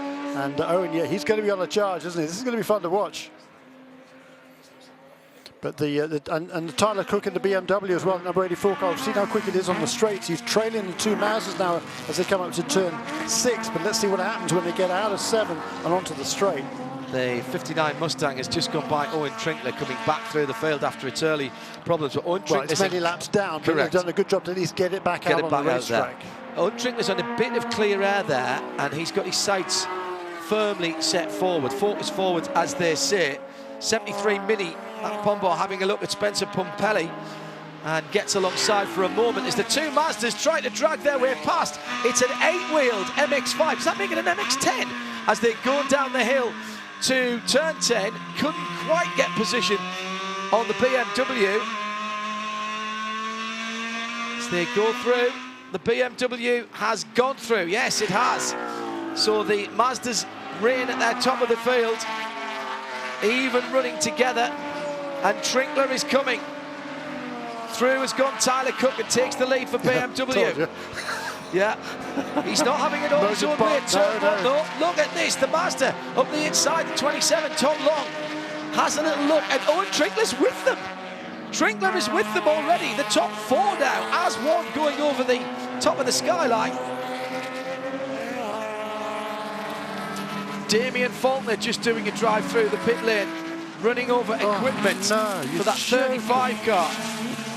Another pit lane infraction for CJ Wilson's team. Two Mazdas trying to work together at the moment to keep that BMW in sight, but the problem is that Owen Trinkler in the Nissan Altima, the front-wheel drive car, is right on their tracks now. What an extraordinary race at the head of ST again. And you've got to say, Jeremy, there's a few what-ifs here, certainly for the 44 Nissan. The issues that they've had in the early part of the season, and he drags past the two Mazdas. That is a seriously quick car, as Jeremy was saying. And Owen Trinkler, the most experienced driver in terms of starts in this category, is up to 2nd position. Now, finished 2nd at the last race and was quite, well, not happy to finish 2nd, but I think he realised that was all he was going to get. It was the Audi that he was battling against at Laguna Seca, but now he's got a chance to track down the BMW. Yeah, and through the speed trap on that lap, my internet connection's gone down, which is really irritating. But what I was trying to look at was the trap speeds for the cars. On that last lap, Owen Trinkler in that Nissan, 133 miles an hour on the straight. The BMW, 128, and the Mazda's 123. 10 miles an hour difference. What do you think? What do you mean there's no DRS in ST? Yeah, absolutely. that's a seriously efficient quick car, isn't it? So Owen Trinkler now. But again, it's down to you taking advantage of the tracks, the places on track in which your car is suited. Exactly what you were talking about earlier on. Well, and also, Jeremy, you know, he got his track position. Oh, hang on a second. 3 wide coming into turn 6. This could get very nasty. Yes, could end up in a bag of carbon fibre bits here if we're not careful. Through 6 into 7. And the championship leading car is in there in Eric Foss is in 8th position, and he's right in the middle of that. And I think I might just be saying, no, thank you very much indeed. And in fact, he has dropped away from 1, 2, 3, 4, 5 cars battling around him as Trinkler goes for the lead and takes the lead. And that's the top speed of that car. The car is so quick in a straight line. They only changed the front Continental tyres. Now he's got to manage his race for 40 minutes from here, because that car will get lively, to say the least, through the twisty stuff. That's exactly what happened at Laguna Seca. And he got to within a couple of laps of the end before he lost the lead to Pierre Clanubing, wasn't it, in the all-wheel drive Audi, who himself had a great team. Oh, there's almost a huge accident right in front of us as the championship leading 56 car ran right into the back of the 81 BMW coming out of turn 11, and that would have been huge. Owen Trinkler. Brilliant drive on the straight. Well, he's passed a lot of cars to get there, Jeremy. Oh, yes, he has. He's done a super job. Hey, you've got to take advantage of the car you've got in front, underneath you. And he's done an absolutely superb job of that. Yeah, Tyler Cook tried to block him out, but he was already there. And also coming through as well, Damien Faulkner, after that drive-through. So he is trying to get back on the lead lap, presumably, is he? The 35 car? No, he's just a long way back from the back of the pack. I think he's pretty much on his own. Yes, this is the ST leaders as Faulkner goes through. Now, Trinkler will nip in behind him and get a bit of a draft from him, will he? No, he doesn't. Yeah, Damien Faulkner goes through. At the head of the field, Jesse Lazar's pulled out 3 seconds over Al Carter, who's a second and a half ahead of Nico Ronde. 69 McLaren, 99 the blue Aston Martin, 77 McLaren in third. Our championship leading Porsche in 4th position, and that is enough to take the championship where they are right now. In ST, Owen Trinkler, the purple Nissan Altima, goes across the line now in front of us from Tyler Cook, who's 3/4 of a second back in second in the 84 black and white BMW. Third, Tom Long in the blue and white Mazda, the 27 car. Andrew Carbonell in the similar car, the 26 and 4th. Then the 73 Mini in 5th position, and those 5 cars separated by 5 seconds at the moment. 37.5 minutes to run in this race, and indeed in the season. Yeah, there's tremendous battles going on down there. Just looking to see who's at the fastest race lap in ST, and I think it's Owen Trinkler, 136.3. But what's interesting to me is number 75 car, Pierre Klein-Nubing, that took the restart in the 23rd position overall. That would have been 11th in class. He's now made up 4 positions, and his best lap is only a 1/10 of a second slower. So Pierre Klein-Nubing in that number 75 Audi, that's the car that won the last round at Mazda Raceway. He's flying through this field as well. Pombo in the Mini sliding wide, coming out of 7, and that's going to give an opportunity to Greg Lieferge in the 81 BMW, possibly even to the 26 Mazda as well. As they come down the hill, Pierre Klein-Nubing is carving through the traffic with that Audi in a similar manner to that which we saw Owen Trinkler earlier on. Klein-Nubing now up to 7th place, coming down the hill towards us, and he's visibly quicker. Eric Foss leading the championship, dropped down to 8th. That's all right. That is all right for Eric Foss. No Jeff Morsing for the last couple of races because of his injuries sustained earlier on in the year at Watkins Glen. Jeff, we wish you well. See you back in a race car soon.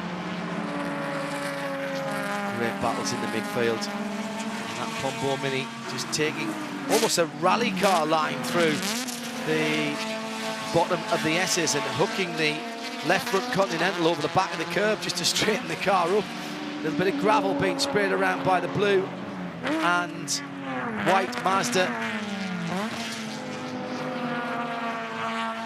34, Chris Stone, who came in the lead to the pits, remember. Cars dropped way down, down to 11th we saw position. that have a very slow driving change, remember.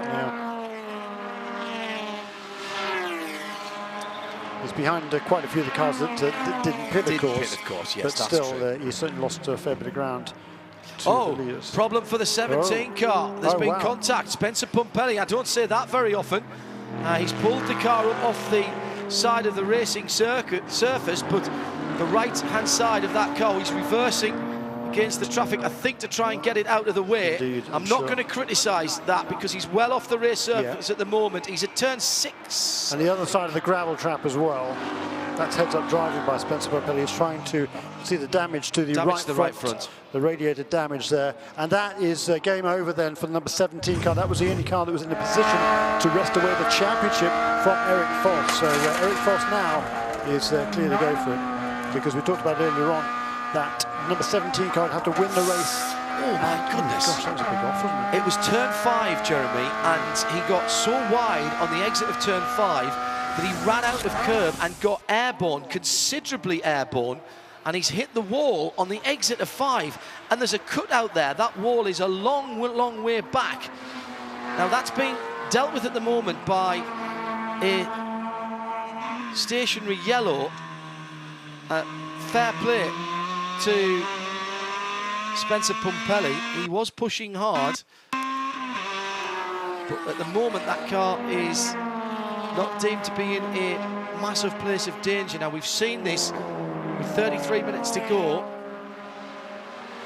If we get a full course yellow in the last half an hour, you can't pit anyway. Yeah, I think the cars, it's on the apex of 6, isn't it? He's got it all the way up to 6. It's just beyond. So it's kind of round that corner on the inside. It might be protected enough. I think it's pretty safe, relatively speaking, there. I hope we won't need to go full course caution, because I want to see this race go to the end. It's a fascinating contest. And there goes number 44 car ahead of us, past us in the leading ST. And he will not want to see a yellow flag. Owen telling us when he was in the booth with us for the IMSA WeatherTech Championship race at Master Raceway Laguna Seca, that the heat cycles on those front tyres don't help him at all. It's much better to stay green once they've decided only to put 2 tyres on. And the Pumpelly car stranded then, drivers right next to a marshal's post. Spencer Pumpelly is out of the car and walking away. There's a cutout in the wall there that's driver size but isn't Porsche Cayman size, and in fact there's not even a yellow flag being shown there at the moment. The static yellow has gone, so race control have basically said to the drivers, right, you've seen it, you know it's there, it's protected by a concrete wall, we're going to leave that out in race. And I think that again is good race direction. Yeah, I completely agree with you. Number 28 car slipping back a little bit, lost a couple of positions on that last lap to the number 4, who's flying now with the Guy Cosma, and also Chris Hall is hanging in there as well in that car number 7. That's the Volt Racing Ford Mustang. Can't miss that one. That's a bright yellow one. And there's number 56 car. There is Jeff Mosing. He is now running in the 8th position in the class, and a championship acquired, I believe, for number 56 car. It's been a great season for Murillo Racing. They led the early part of this race, of course, with Christian Schimjak, the number 34 car. That was the Mazda MX-5. This is a Porsche Cayman. And Eric Foss, once again, has done a fabulous job this season, looking at championship win number 2 in the last 3 years. Yeah, and for the second time, his partner in crime hasn't been able to share the championship with him, which is a real shame. Why did Jeff not get the championship? He missed a race, didn't he? I think it was a business commitment or a family commitment to some sort, I believe that was. So Jeff Mosing, sitting in 3rd in the championship at the moment, might still hold on to that. Most likely to drop outside of the championship top 3. Still this great battle between BMW. This is the battle for second now. Tom Long and Tyler Cook.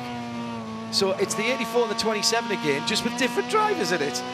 And Tom Long goes down the inside into 7, uses the more nimble Mazda's attributes. They're side by side out to 7. The BMW immediately punches away, and here comes the 26, Andrew Carbonell. Can he give his mark mate, if not teammate, a little bit of help? The blue and the green Mazdas then with no answer for the speed out of the corner by the BMW. And the number 60 Parker chase car continues to fight its way up the field. Parker going past Mark Miller at turn 1 last time around. Fantastic late out braking manoeuvre into turn 7 by the 27 Mazda, and Tom Long snatching down into second gear, but could not hold it with the BMW just powering by as it got out of the corner. Tom kind of expected that. It was a great move. Great move. Thank you to Bob Delano for the onboard replay.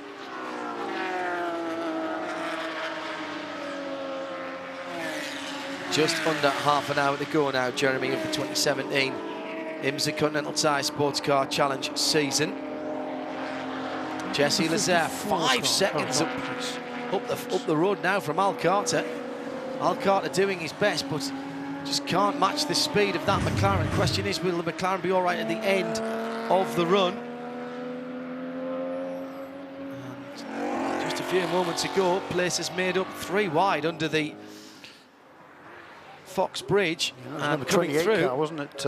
12 car coming past the number 28, and I don't know if there's a problem with number 28 car, whether they're just being well, I think he was slightly balked by Tim Probert in the 65. But he's been slipping back. I mean, he took the restart in 3rd position, you remember, and he's now down to the bottom end of the top 10 almost. He's in 9th position at the moment, so he's just cruising around. I don't know if he's got any problems with the car. I don't think he has to worry about the championship now, because the number 12 car is back there in 8th position. Maybe he's just going to follow number 12 car home. If he can do that, he knows he's safe in the championship. That's the only car that can beat him. So just hang in there. You know, he's probably not going to win the race. So what the heck, just make sure, have a bit of a Friday afternoon drive and secure the championship, and have fun monstering Trent Hinman.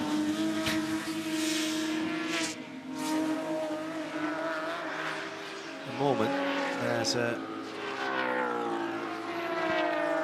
Oh, and all of a sudden, Al Carter's pulled a couple of seconds back on Jesse Lazare. Yes. Jesse Lazare has had a couple of slightly slower laps. Now, he may be in traffic. Yes, I was going to say heavy ST traffic. Yes. As if there's anything other than any other ST traffic that's heavy, which I don't think there is.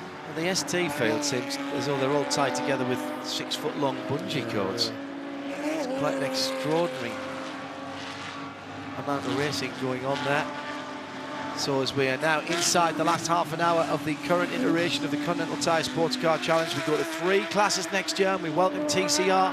Some new cars eligible too in GS, the GT4 versions of Audi's R8, BMW's M4, AMG's GT. Really exciting season ahead. But frankly, it'll have to do pretty well, Jeremy, to beat the excitement and entertainment we've had this year. Yeah, it's been fantastic. Really good racing. I mean, every single race has been a cracker for one reason or another. And the quality of the competition has been absolutely superb. If I get the text message from my father tonight that says I've dropped the Euro Millions, I do think it might be a TCR car in here next year for me. That could be a lot of fun and a very cost-effective way to go racing. There's too many good drivers in this field up. That's one thing. You've got to be absolutely perfect to get your result. Flashing of the headlights from Guy Cosmos. He goes through the ST traffic. Chris Hall in there as well. Yeah. So the 2 Fords coming through the field together there, Jeremy, the 7 and the 60. They are. Parker Chase making his debut this weekend. Impressed. Very much so, because he got very few laps in practice and qualifying with the problems that they had. So it's been a fine drive by the 16-year-old from New Braunfels in Texas. He's been driving GT4 cars this season in Ginettas, in the World Challenge Series, and also did some British GT, actually, didn't he, in that Yes, he did. class as well. But yeah, the two youngsters there, Nate Stacey and Parker Chase, 17 and 16 respectively, so combined age of 33. As I pointed out the other day, there's I think just 3 other cars in the entire field that don't have one driver who's at least 33 years old in there, so it's by far and away the youngest driver pairing in the field. I guess the next closest actually would be Aurora Strauss and Connor Bloom. Aurora's 19 and Connor is 26. I've driven a Ginetta GT4 car in its earlier guys without the ABS on it as part of a run out in a Super Cup that I had. And I've not driven the GT4 Ford, but I can't imagine they've got very many points of reference that are similar, because the Ginetta is effectively a tube-frame, purpose-built racing car, whilst the Ford is from the... Now, we're just watching Jesse Lazare putting a lap on Owen Trinkler there, but look, right behind him is the Aston Martin. He's closed right in as Jesse Lazare has moved his way through the traffic. So Al Carter has got through that traffic really, really well. Yes, he has, and he's used it well, and he's been sensible. In the pit lane, the 54 BMW of Stephen Simpson. Oh, we've got a puncture! Puncture for the championship leader. Right rear puncture for the 56 car. Shea Adam, movement on the wall. You noticed it a moment or two ago. The thing that really scared me, John, was the fact that the crew brought the pit boxes up to the wall that have all of their tools in them. So they have every device necessary. They have 4 new Continental tires. So they will be changing all 4, even though maybe they didn't necessarily have to because of the right rear puncture only. But this is drama for Eric Foss. This is the kind of stuff that will elevate his heart. Even though the 17 is out, he still wants to make sure that they do everything they can to win this championship. The tire is completely without air. They've gone to work on the right side first. They will be changing all 4, taking every precaution they can. The toolbox was there more as a precaution, doing just that. They know how to win this championship, and that's what they're doing, making sure that the suspension was okay. It is. That's the best news for this team. They're going to complete this pit stop and send Eric back out. No fuel required, of course, on that car, so just the set of Continentals just waiting for the left rear. That's a pretty impressive stop, actually, from the guys. And now, of course, Spencer Pumpelly is going to feel even worse, isn't he? Having made that very uncharacteristic error as he was trying to charge through the field. Foss will drop down into the early teens in the ST category. Oh, and there's a touch right alongside the championship leader as through goes the 27.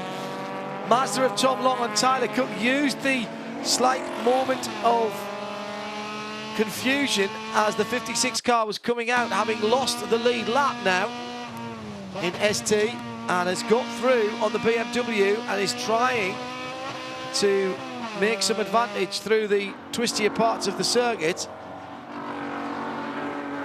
Just a huge gaggle of cars there. Here comes Pierre Kleinerbing as well.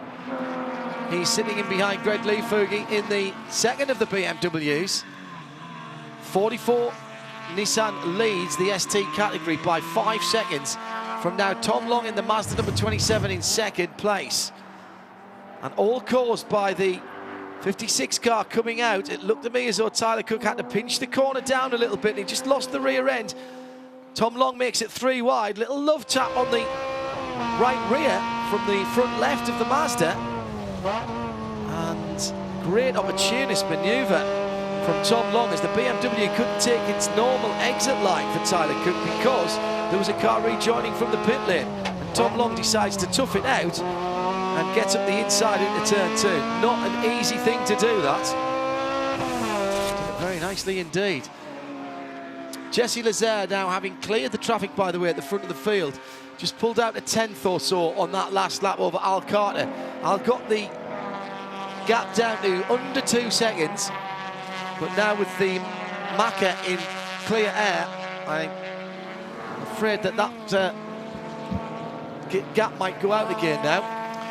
And in ST, by the way, on that last lap, Tom Long managed to find a way past Tyler Cook finally from number 27 Mazda up into second place ahead of Tyler Cook in number 84 BMW. His teammate Gregory Leefuger right there as well, as is Pierre Kleinerbing in that Audi S5, closing in onto that train of cars battling for second place in ST.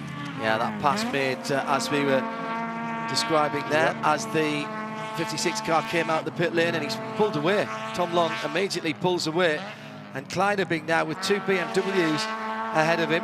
Behind him, he's got the 26 car of Andrew Carbonell. But those BMWs have good straight line speed. The Audi does as well, in fairness. And he might get Lee Fugi here. Lee Fugi right in the middle of the road. He hasn't defended the inside. Pierre Kleinerbing is a very experienced driver. Comes down the inside into 10, down the hill. The braking's tricky here. They're going to have to go side by side through 10A. And even with all-wheel drive, Kleinerbing can't make that one stick. He now goes to the inside under the Fox Factory Bridge. He's going to make this a really tough pass down the inside into turn 11, and he's done it. Does the BMW get round and fall in behind? He does. Good driving from both of those drivers there. Yeah, it was very fair, but Kleinerbing felt that was coming for a little while. Now, Gregory Liefuger, I think, just slightly had his concentration broken there. Is this the opportunity for Andrew Carbonell in the green and white Mazda coming down through the S's now, this battle? This is for 4th, 5th and 6th in the ST class.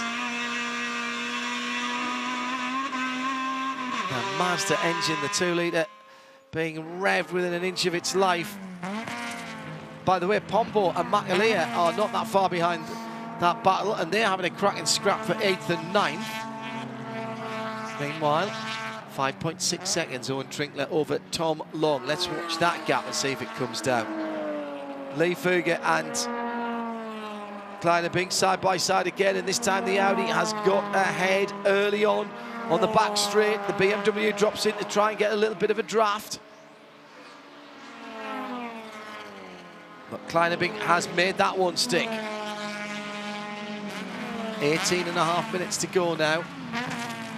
Jesse Lazar has, as I suggested, pulled out 3.1 seconds now, the gap between first and second. Oh, big moment there for Parker Chase. Now that is a little bit of inexperience. You don't want to be putting your left-hand side Continentals on the grass anywhere here, but certainly not on the run down to turn number 6.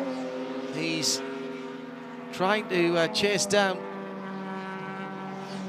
Chris Hall in the bright yellow Volt racing car that Chris shares with Alan Brynjolfsson. Yeah, and Chris is charging along there. He's not losing any ground, is he, to those other cars? Charging. Very yes, good. it is. Very good, Jeremy. Thank you. And Parker Chase, he's dropped back just a little bit in that number 64, but still, for his first time in the car, excellent effort by the youngster. Yeah, Chris Hall, what, just a second and a half now behind Guy Cosmore, and that would be for 4th position. What a great year it's been for Mini. Yes, but it's also a year that would have, should have been, because they've been competitive in just about every single race. And we're speaking to Luis Piracarpi, the team principal, last time out at Mazda Raceway Laguna Seca, and he was a bit disappointed because, having been in contention to win all these races, they've won what, a couple, but it would have, could have, should have been several more than that. And as a result of that, they weren't in contention to win the Manufacturers' Championship, and that's what he thinks they are lined up and capable of doing. One more year of ST next year. Got the chance to do it across the line in 10th. Check that, 9th position. Dylan Matchovan in the number 28 Porsche, doing enough to win the championship. What a story this has been today. Imagine the emotional roller coaster that team have had, Jeremy. That 28 car. Oh yeah, we're great with 4th position. Doesn't need to do that many. Oh, hang on, he stopped. What's he saying? He says the engine's gone. Yeah, very funny. What's he actually saying? No, he's saying the engine's gone. What, so we have to find a new engine? Yes, where's it gone? Where's it gone? Where's he left it? Yes. And then Parker Chase just getting a little squirrely coming out at turn number 6, perhaps just overdriving that Mustang at this point, and through comes Mark Miller to get 6th position. It's 3 wide. Trent Hinman's down the inside. He might get them both here. Hinman's got to get it stopped, and does. Lovely manoeuvre by both the Porsche Caymans. Mark Miller makes net no gain, but gets ahead of the Mustang, whereas 2 places gain for Trent Hinman. And I think that's just a question of Parker Chase, first time in such a long race. Yeah. I think, yeah, it's the first time he's done a 2-hour race, I think, in anything. I guess he did the WeatherTech race, didn't he, at Circuit of the Americas? But a good long stint, big heavy car. Yeah, I'm sure it's getting towards the end of its. He's perhaps with the benefit of hindsight, pushed a little bit too hard early on, but still been a tremendous debut for him and an excellent effort also by Nate Stacey. Just to finish up on something I mentioned earlier on, the 54 BMW, Steven Simpson brought that into the pits and it went behind the wall. Should have mentioned that, but I think something was happening on the track at the same time, oddly. 15 minutes to go, because there's always something happening on the track. Yeah, great Number run down 81 the car inside. on pit lane. Yeah, that's Gregory Leefuger from... 5th position. Yeah, when he came in. Now, is that just a standard stop? We'll wait to hear from our Continental Tire pit reporting team. He was running in 4th. It lost a place to the Audi. It's on the pits, in the pits. It's Jim Roller's end of things. Has the 81 got to you, Mr. Roller, yet? Hello, Mr. Roller. See if we can get Jim on the line. Nothing heard from Jim Roller. Guy Cosmo's closed right onto the tail now of Nicholas Ronde, and Chris Hall is closing a little bit as well, fractionally quicker than both of those cars on the last lap. Shay, can you give us a rundown from your point of view as we struggling to get Jim at the moment? Yeah, the car came into a stop and hit its marks. They came around the far side of the car from the pit wall with the air hose, intending to put it in, but then they popped the hood and they are looking in the engine compartment. There are 2 crew members who are working frantically on it. It is clearly something that they think they can fix because the car has not yet been pushed behind the wall and the gap is right in front of their pit box. So if it was something terminal, they would have just rid it from the pit lane by now. Thank you, Shay. Mini and Master Battle coming down towards us, Jeremy. 84 car on the dirt on the exit of turn 12 there, just been overtaken by the Audi, which is now up into 3rd place. So Pierre Klein-Newby up into 3rd. Owen Trinkler still leads by 4.4 seconds, so that gap has come down. Over, so it was almost 6 seconds about 5 laps ago, now down to less than 4.5. Pierre Klein-Newby is right with Tom Long. That won't last very long in that order. Excuse me, Tom. And what's also interesting is number 56 car, it made that pit stop, had the puncture, put on fresh tyres, was a lap down, has not now overtaken Owen Trinkler and is back on the lead lap. But of course there won't be a waiver, even if it's a late caution now, we're inside the final 15 minutes of the race, so there won't be a waiver round. But still, good for Eric Foss to get that car back on the lead lap overall in ST. Stephen McAleer did make the pass on Matt Pombo as they went underneath us, the one that we were looking at coming down the hill. So Carbonell is now in 5th and McAleer now in 6th position. So 2 Masters now, 26 and 25 in 5th and 6th position. So now the chase is on. Tom Long and Pierre Klein-Newby. At the head of the field, Al Carter is back down to 3.5 seconds behind Jesse Lazaire. I get the suspicion that Jesse, as we saw him do last year in the Porsche GT3 Cup Challenge, is just managing that gap. He has an innate ability, does young Mr. Lazaire, to be able to just pull the pin and reel off 4, 5, 6, 10 laps, whatever he's told he has to do. An absolute metronomic qualifying style place. And then if they say, all right, so you can take a second out of that, then he can do that as well. Very, very impressive young driver. It is, and in this race, having led from the restart here with, 47 minutes to go, he pulled out a goodly margin, about 5 seconds over Al Carter, then they had to work their way through all that ST traffic. He was a little bit more cautious than Carter because the gap came down to, well, just around about a second. But that's because he wasn't prepared to take any risks. He knows he's got a car to win this race, and it's fast enough, so no need to push the envelope too hard. And now, clear track again, extended that advantage. Excellent job by the young Jesse Lazaire. Cracking battle going into turn 1 now for the final overall and GS podium position. 77 is Nico Ronde with Guy Cosmo and Chris Hall following in close company. Right there, aren't they? McLaren just seems to be struggling a tiny bit for grip now with 10.5 minutes to go. And is that going to be, that's one of the McLarens, it might be all of them. Is that going to be significant for Jesse Lazare and the head of the field? As here comes Guy Cosmo, really enjoying his racing this year. Goes to the right, then the left, but can't get down the inside into turn 6. A little bit of frustration maybe from Cosmo, as he seems to have a quicker GS car at the moment, and he knows that Chris Hall in the fluorescent yellow and graphite number 7 car is right on his tailpipes and is very quick in a straight line. And here's the worry for Guy Cosmo. Now, he's been fighting against the McLaren, but now he's going to get the Mustang ahead of him. The Mustang is ahead of him, going halfway down the back straight. Guy Cosmo's only hope now to stay to the right-hand side and try and outbrake the heavier car. And it was good driving by the 7 of Chris Hall, just eased him over a little bit under the dirtier part of the track. So Chris Hall moving through into 4th position. Last 10 minutes, Jeremy. Who has looked after their Yokohama tyres the best? Because there's not a gap there that I would say is safe right now if somebody's tyres are ailing just a little bit. Yeah, look at that. That's a great job by Chris Hall. He's kept that Mustang running really, really nicely. I mean, the Mustang is significantly heavier than the Porsche Cayman, but he's made that pass on Guy Cosmo. The Cayman weighs in at 1,295 pounds. The Ford at 1,530, so that's 240 pounds heavier, kilos heavier, 500 pounds basically. That's a lot of weight to be carrying around, and Chris Hall has managed that car really, really impressively through the race. Does he have anything for that McLaren? Owen Trinkler now can probably just about see Pierre Kleinubing in his mirrors, and it's Mazda Raceway, Laguna Seca all over again. Nissan leading, Audi chasing, Audi catching. But is there enough time now for Kleinubing to bridge the gap as they go across the line this time? Trinkler goes through 138.1. Kleinubing goes through 138.3. So Trinkler takes some time out of Kleinubing that time, and it's almost up to 5 seconds again. And oh, this won't help.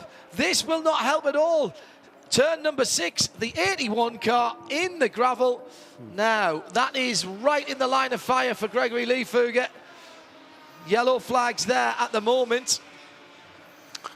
Yeah. 8 minutes to go. Oh, my goodness me. Owen Trinkler will be cursing his luck.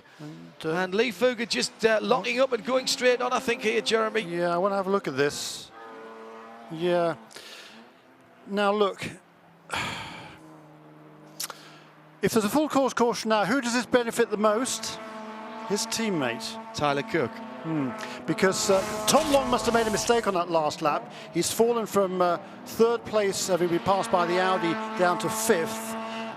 And the cars ahead of him, Owen Trinkler still leads pretty handily. Oh, sorry, Jeremy. There's all kinds of passing going on in a yellow flag zone there. And the number 7 is going to have to give that position back. Which he's done. Which he has done. Full course caution. And the full course caution is out.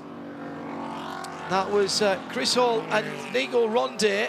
And Chris Hall has still not realised that we're under full course caution. Now he has. And eases his pace. There, nicely, boys. No, that's fair enough. Everything happened exactly as it could. I didn't see exactly when that full course caution came out, but it was as all those cars were jockeying for position, and as we've seen, he's been tracking down that number 77 car. It was a yellow flag zone coming into it there. Now, where did Tom Long make his mistake? Turn 7. Whoa, my goodness me.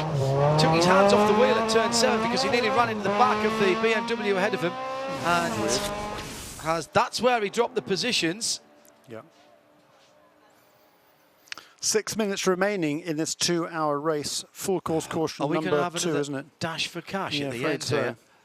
Well, Al Carter will like that. I'm not sure what Jesse Lazare thinks of it. Owen Trinkler will hate it because he just pulled out just before that yellow flag came out. He just pulled out at almost 5 seconds, 4.9 seconds on the lap when it came out. Al Carter will close up. It's just a big lock-up and a straight-on run there. It is. Problem for that Curious car. to know why we'd be locking up there, though. It's not a place that you brake that hard for, really. I don't understand why he didn't come off the brakes and try and make the Right, corner. that's my point. Well, he's pulled out. So he'd already lost the lead lap. Exactly. So he was out of contention, having made that pit stop. Correct. And like I say, in an ST car, yes, a place you brake for certainly, but yeah, okay.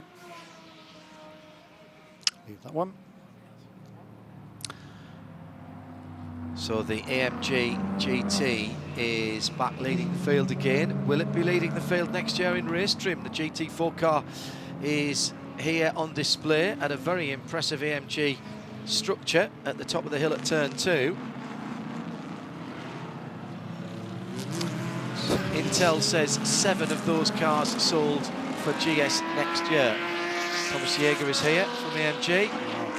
That is amazing, isn't it? Doing brisk business. BMW sources telling me they think 3 for sure of their new M4s. And you were talking about a team that was going to take one of those, Jeremy? Yeah, on the West Coast, Steve Cameron Racing, they're going to have at least one of those cars, I believe. For Conti? For Conti, yes. Yeah, okay, good. Excellent. Audi, that's the plan. Possibly as many as 5 of their new GT4 versions of the Audi R8. So rude health for the final year of the Continental Tire SportsCar Challenge. With, let's not forget, the addition of an extra class, TCR. We might be struggling for space on some of the circuits here. What did we have here? 31 cars today. If you add very many more to get over 40, and then that starts to get a bit fruity, doesn't it? 40 Brady cars. one car goes behind the wall. 40 cars, 45 cars in 3 classes. That could be interesting, Jeremy, couldn't it? Yeah. Yes, but one of the great things about this championship over the last few years is we don't have 108 cars that they used to have in the past, or 70 odd or whatever it was, and we'd have cautions every 5 minutes or so. Yeah, we have had some great races today. We have. We've had relatively few cautions all the way through the year, maybe 1 or 2, and that's a lot less than they've had when you have huge fields. Well, this is quickie caution. The pits haven't opened. We're going to come back to green flag this time around with about 3 minutes, 2.5 minutes to go. And Jesse Lazare has got to get this right because Al Carter sees back-to-back wins in his future in the automatic. Oh, there's a shunt behind. We can't go back green. We can't go back green now because people weren't watching, and it's the 81, isn't it? It's the 3rd and 4th place cars. No, it's the 84 car. It's the 84 car. Yeah, the and car the that 26. Might have, oh my goodness! I thought it was the same BMW. No, it's the 3rd and 4th place cars in ST that have got together. My goodness me.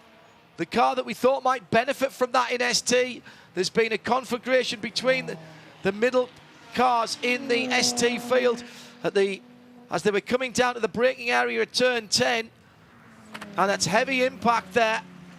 And no, I don't think there's any way we can go back to green. Let's see what happens. So the 26 car, Andrew Carbonell, desperate to get a good start, sees everybody starting to speed up ahead of him, gets on the power, and then everybody brakes in front of him. My goodness, that is a huge, huge shunt.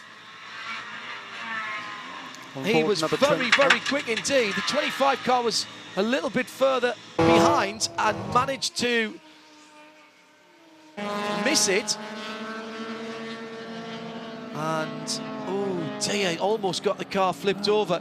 I don't know what he's trying to do there. I mean, there's no point in trying to accelerate there because you've got to slow down again for the... well, the other thing, he got tapped from his teammate. The other thing is there's got to be a gap between those cars. Yeah, and you've got the very tight chicane coming up, so there's no point in trying to steal an advantage back there. That was really weird. Now, the only thing I will say was that the 1st and 2nd place cars in the class did check up there. Yeah, because they want to make sure that there's a little bit of separation. That's fine. They've got to have separation between the GS and the ST. Yeah, that's no problem with that. Yeah. Someone's just got a little bit greedy behind there. Yeah, that's a real shame, and that's going to mean we're going to finish under full course caution with just a minute to go in this race. I think it'll be checkered this time around, actually. Well, what a shame. We don't get the green-white checker finish. to the end of the season, we do get a bit of clean-up required before the track is going to be in order for WeatherTech qualifying, and we'll stay live on the TV stream for that as well, by the way, whether you're here in the US or further afield. So the Mini has gone from 7th to 3rd on that lap, number 73 car. Kleiderming will get 2nd, and Owen Trinkler gets another win on the season. What a way. If this is the last race for CRG I Do Borrow, what a way to go out. What a way to go out. And Jesse Lazare gets the win for the 69 LIA McLaren. And boy, they've deserved it this year. They've done a super job. It's the first year for this team, the Motorsport in Action team from north of the border in Canada. Run these two cars. Have had various problems through the season, but it's been a flawless drive today by Chris Green and Jesse Lazare. Checkered flag is out. Does Al Carter nip out to try and take the win? I wouldn't put it past him. He's got his right-hand indicator on. He has had for a while. Goes through. And through they go. We'll confirm the results in just a moment live from trackside. Let's get some reaction from another win for the CRG I Do Borrow Nissan Ultimate Team. Sarah Catania with Shea Adam for this Continental Tire Pit Lane Report. Sarah, what a day for all of you guys. Owen talking to her over the radio. This is an emotional win for the entire team. Great pit work by the whole team. You guys are in this one together. What does it mean to you guys right now? I'm going to start getting emotional, but it's amazing. You know, the guys did so good. We had some confusion on the pit stop. I thought we got a penalty, but we were wrong. One person was saying, you know, don't pass. One was saying pass, and I was like, oh my God, what do I do? So we went for it and ended up with the win, and we couldn't be happier. Congratulations to you and the whole team, and we really hope to see you back next year. Thank you so much. And John, keep in mind the last time that we ran here at Petit Le Mans last year, it was John Pugh's final race in the IMSA WeatherTech Championship. They had the whole fan grid sign the nose of the car. They went on to win that race. Well, today the 44 had Sharpies out. The entire grid came over to sign it. They get a win. Yeah, fantastic stuff. And a win as well for the 69. Chris Green and Jesse Lazare bringing motorsport in action to the victory lane for Faf McLaren. And Chris heading up to the victory lane area, but has been stalked by Shea Adam. You've run him down, Shea. I did run him down, Chris. Wow, I mean, what a start to the day. You guys put a P2 in qualifying. You had a strong car all year. Finally get that win. How good does it feel? I'm lost for words right now. I mean, I guess 10th time is the charm. It's really hard to say. I mean, these guys have worked their butts off all year. To be able to bring home the final win of the year for Motorsports in Action is just an accomplishment for all of us, not just for Jesse and I.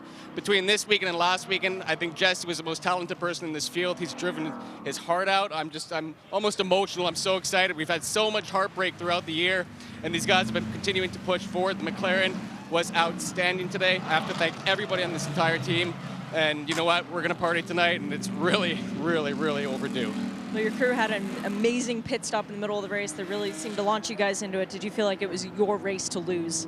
These guys have been the quickest on the pit lane throughout the entire year.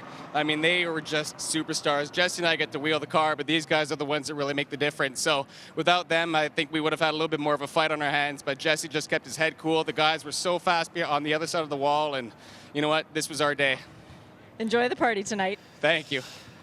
Well, we've got some champions to crown as well. The 28 team have come through in 9th position in GS, so the Dylans will take the GS championship. The 56, Eric Foss, has come home in 9th position. That's enough for him to take the championship on his own, and he's already celebrating on the drifting area of the circuit where they normally do Formula Drift, and he's doing a little bit of a showboating there. Owen Trinkler, I'm not sure how he's going to drift a front-wheel drive car, but he was burning out those front tyres. The Continental rubber not required any further. What a coincidence that both the champion teams came home in the 9th position in respective classes. That's absolutely bizarre, right. Owen Trinkler savouring this moment as he comes under the Fox Factory Bridge. The car showing the signs of a few battle scars after a long, hard season, and taking their 2nd win this season, 3rd for this car. Took a couple of wins last year, one with their previous car, of course, the Honda. And Trinkler rightly acknowledging the applause of the crowd and the officials there. Breathe it in, Owen, breathe it in. You earned that one, son.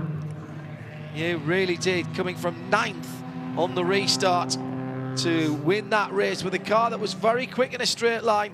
2-tyre only strategy for the CRG I Do Borrow team, and he pulls it into victory lane. Shea Adam is down there. We'll try and get a word with our champions if we can before we go off the air in 3 or 4 minutes, and see if we can also get the finishing drivers from the winners.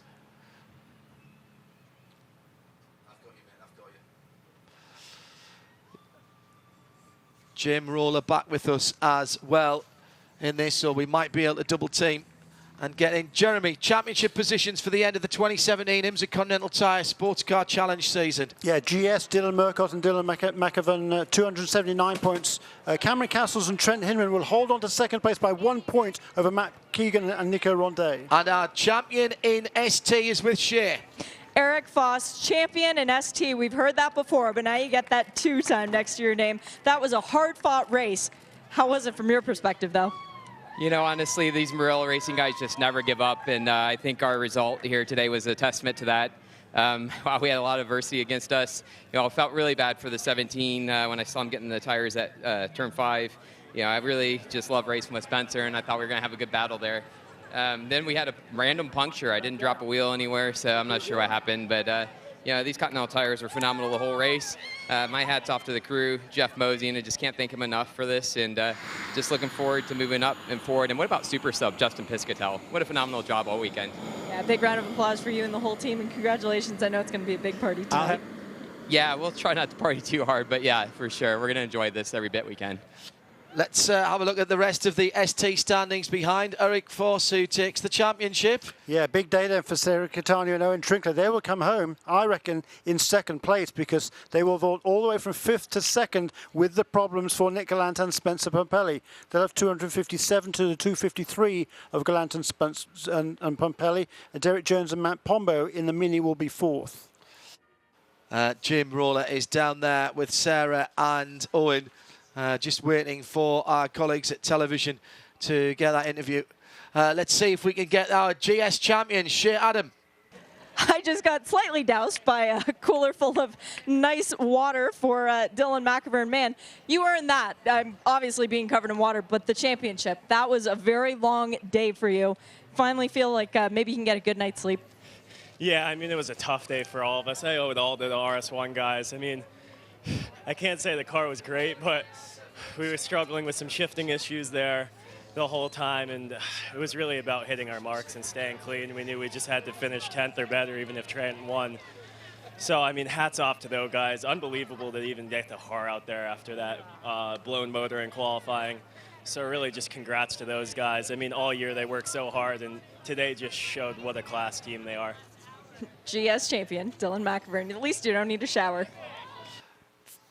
Thank you. So we've heard from Eric Foss, our champion in ST, and we've heard from our champion, one of our champions, co-champions in GS, will be with our champions or our race winner. We've heard from Sarah. What about the man who made the magic happen in the second half of the race? Jim Roller has this Continental Tire report with our ST winner, 2 for the season. Here's Owen Trinkler.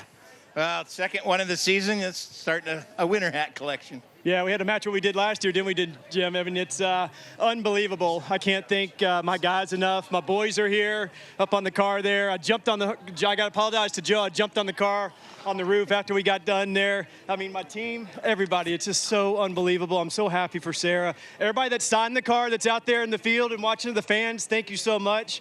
Sign the hood. She's going to take that home to Phoenix and put it in her house. And I can't thank you guys at IMSA Radio, too, for everything you do. I'll be with you guys tomorrow. I got even more good news for you. You finished second in the championship, unofficially, but we got you second in the championship. Congratulations. Holy cow. That's unreal. This little team, we're a crew of like 4. And Jim Hosser, Brian Butler, and Richie. I mean, it's just awesome. I'm so happy. I grew up around this place, born and raised around here, watched my day run A Sports Racer, some big fast cars, and I'm just so happy. And congratulations to Eric Foss. He's a good buddy of mine for winning the championship. He had a great season, but we were coming on strong at the end. If there was ever a team, John, that was the little team that could, it's these guys. I was out doing some research earlier today, and this is a car up on a jack stand next to a toter home. They travel light, they run fast. Thank you, guys. I appreciate it. See you tomorrow.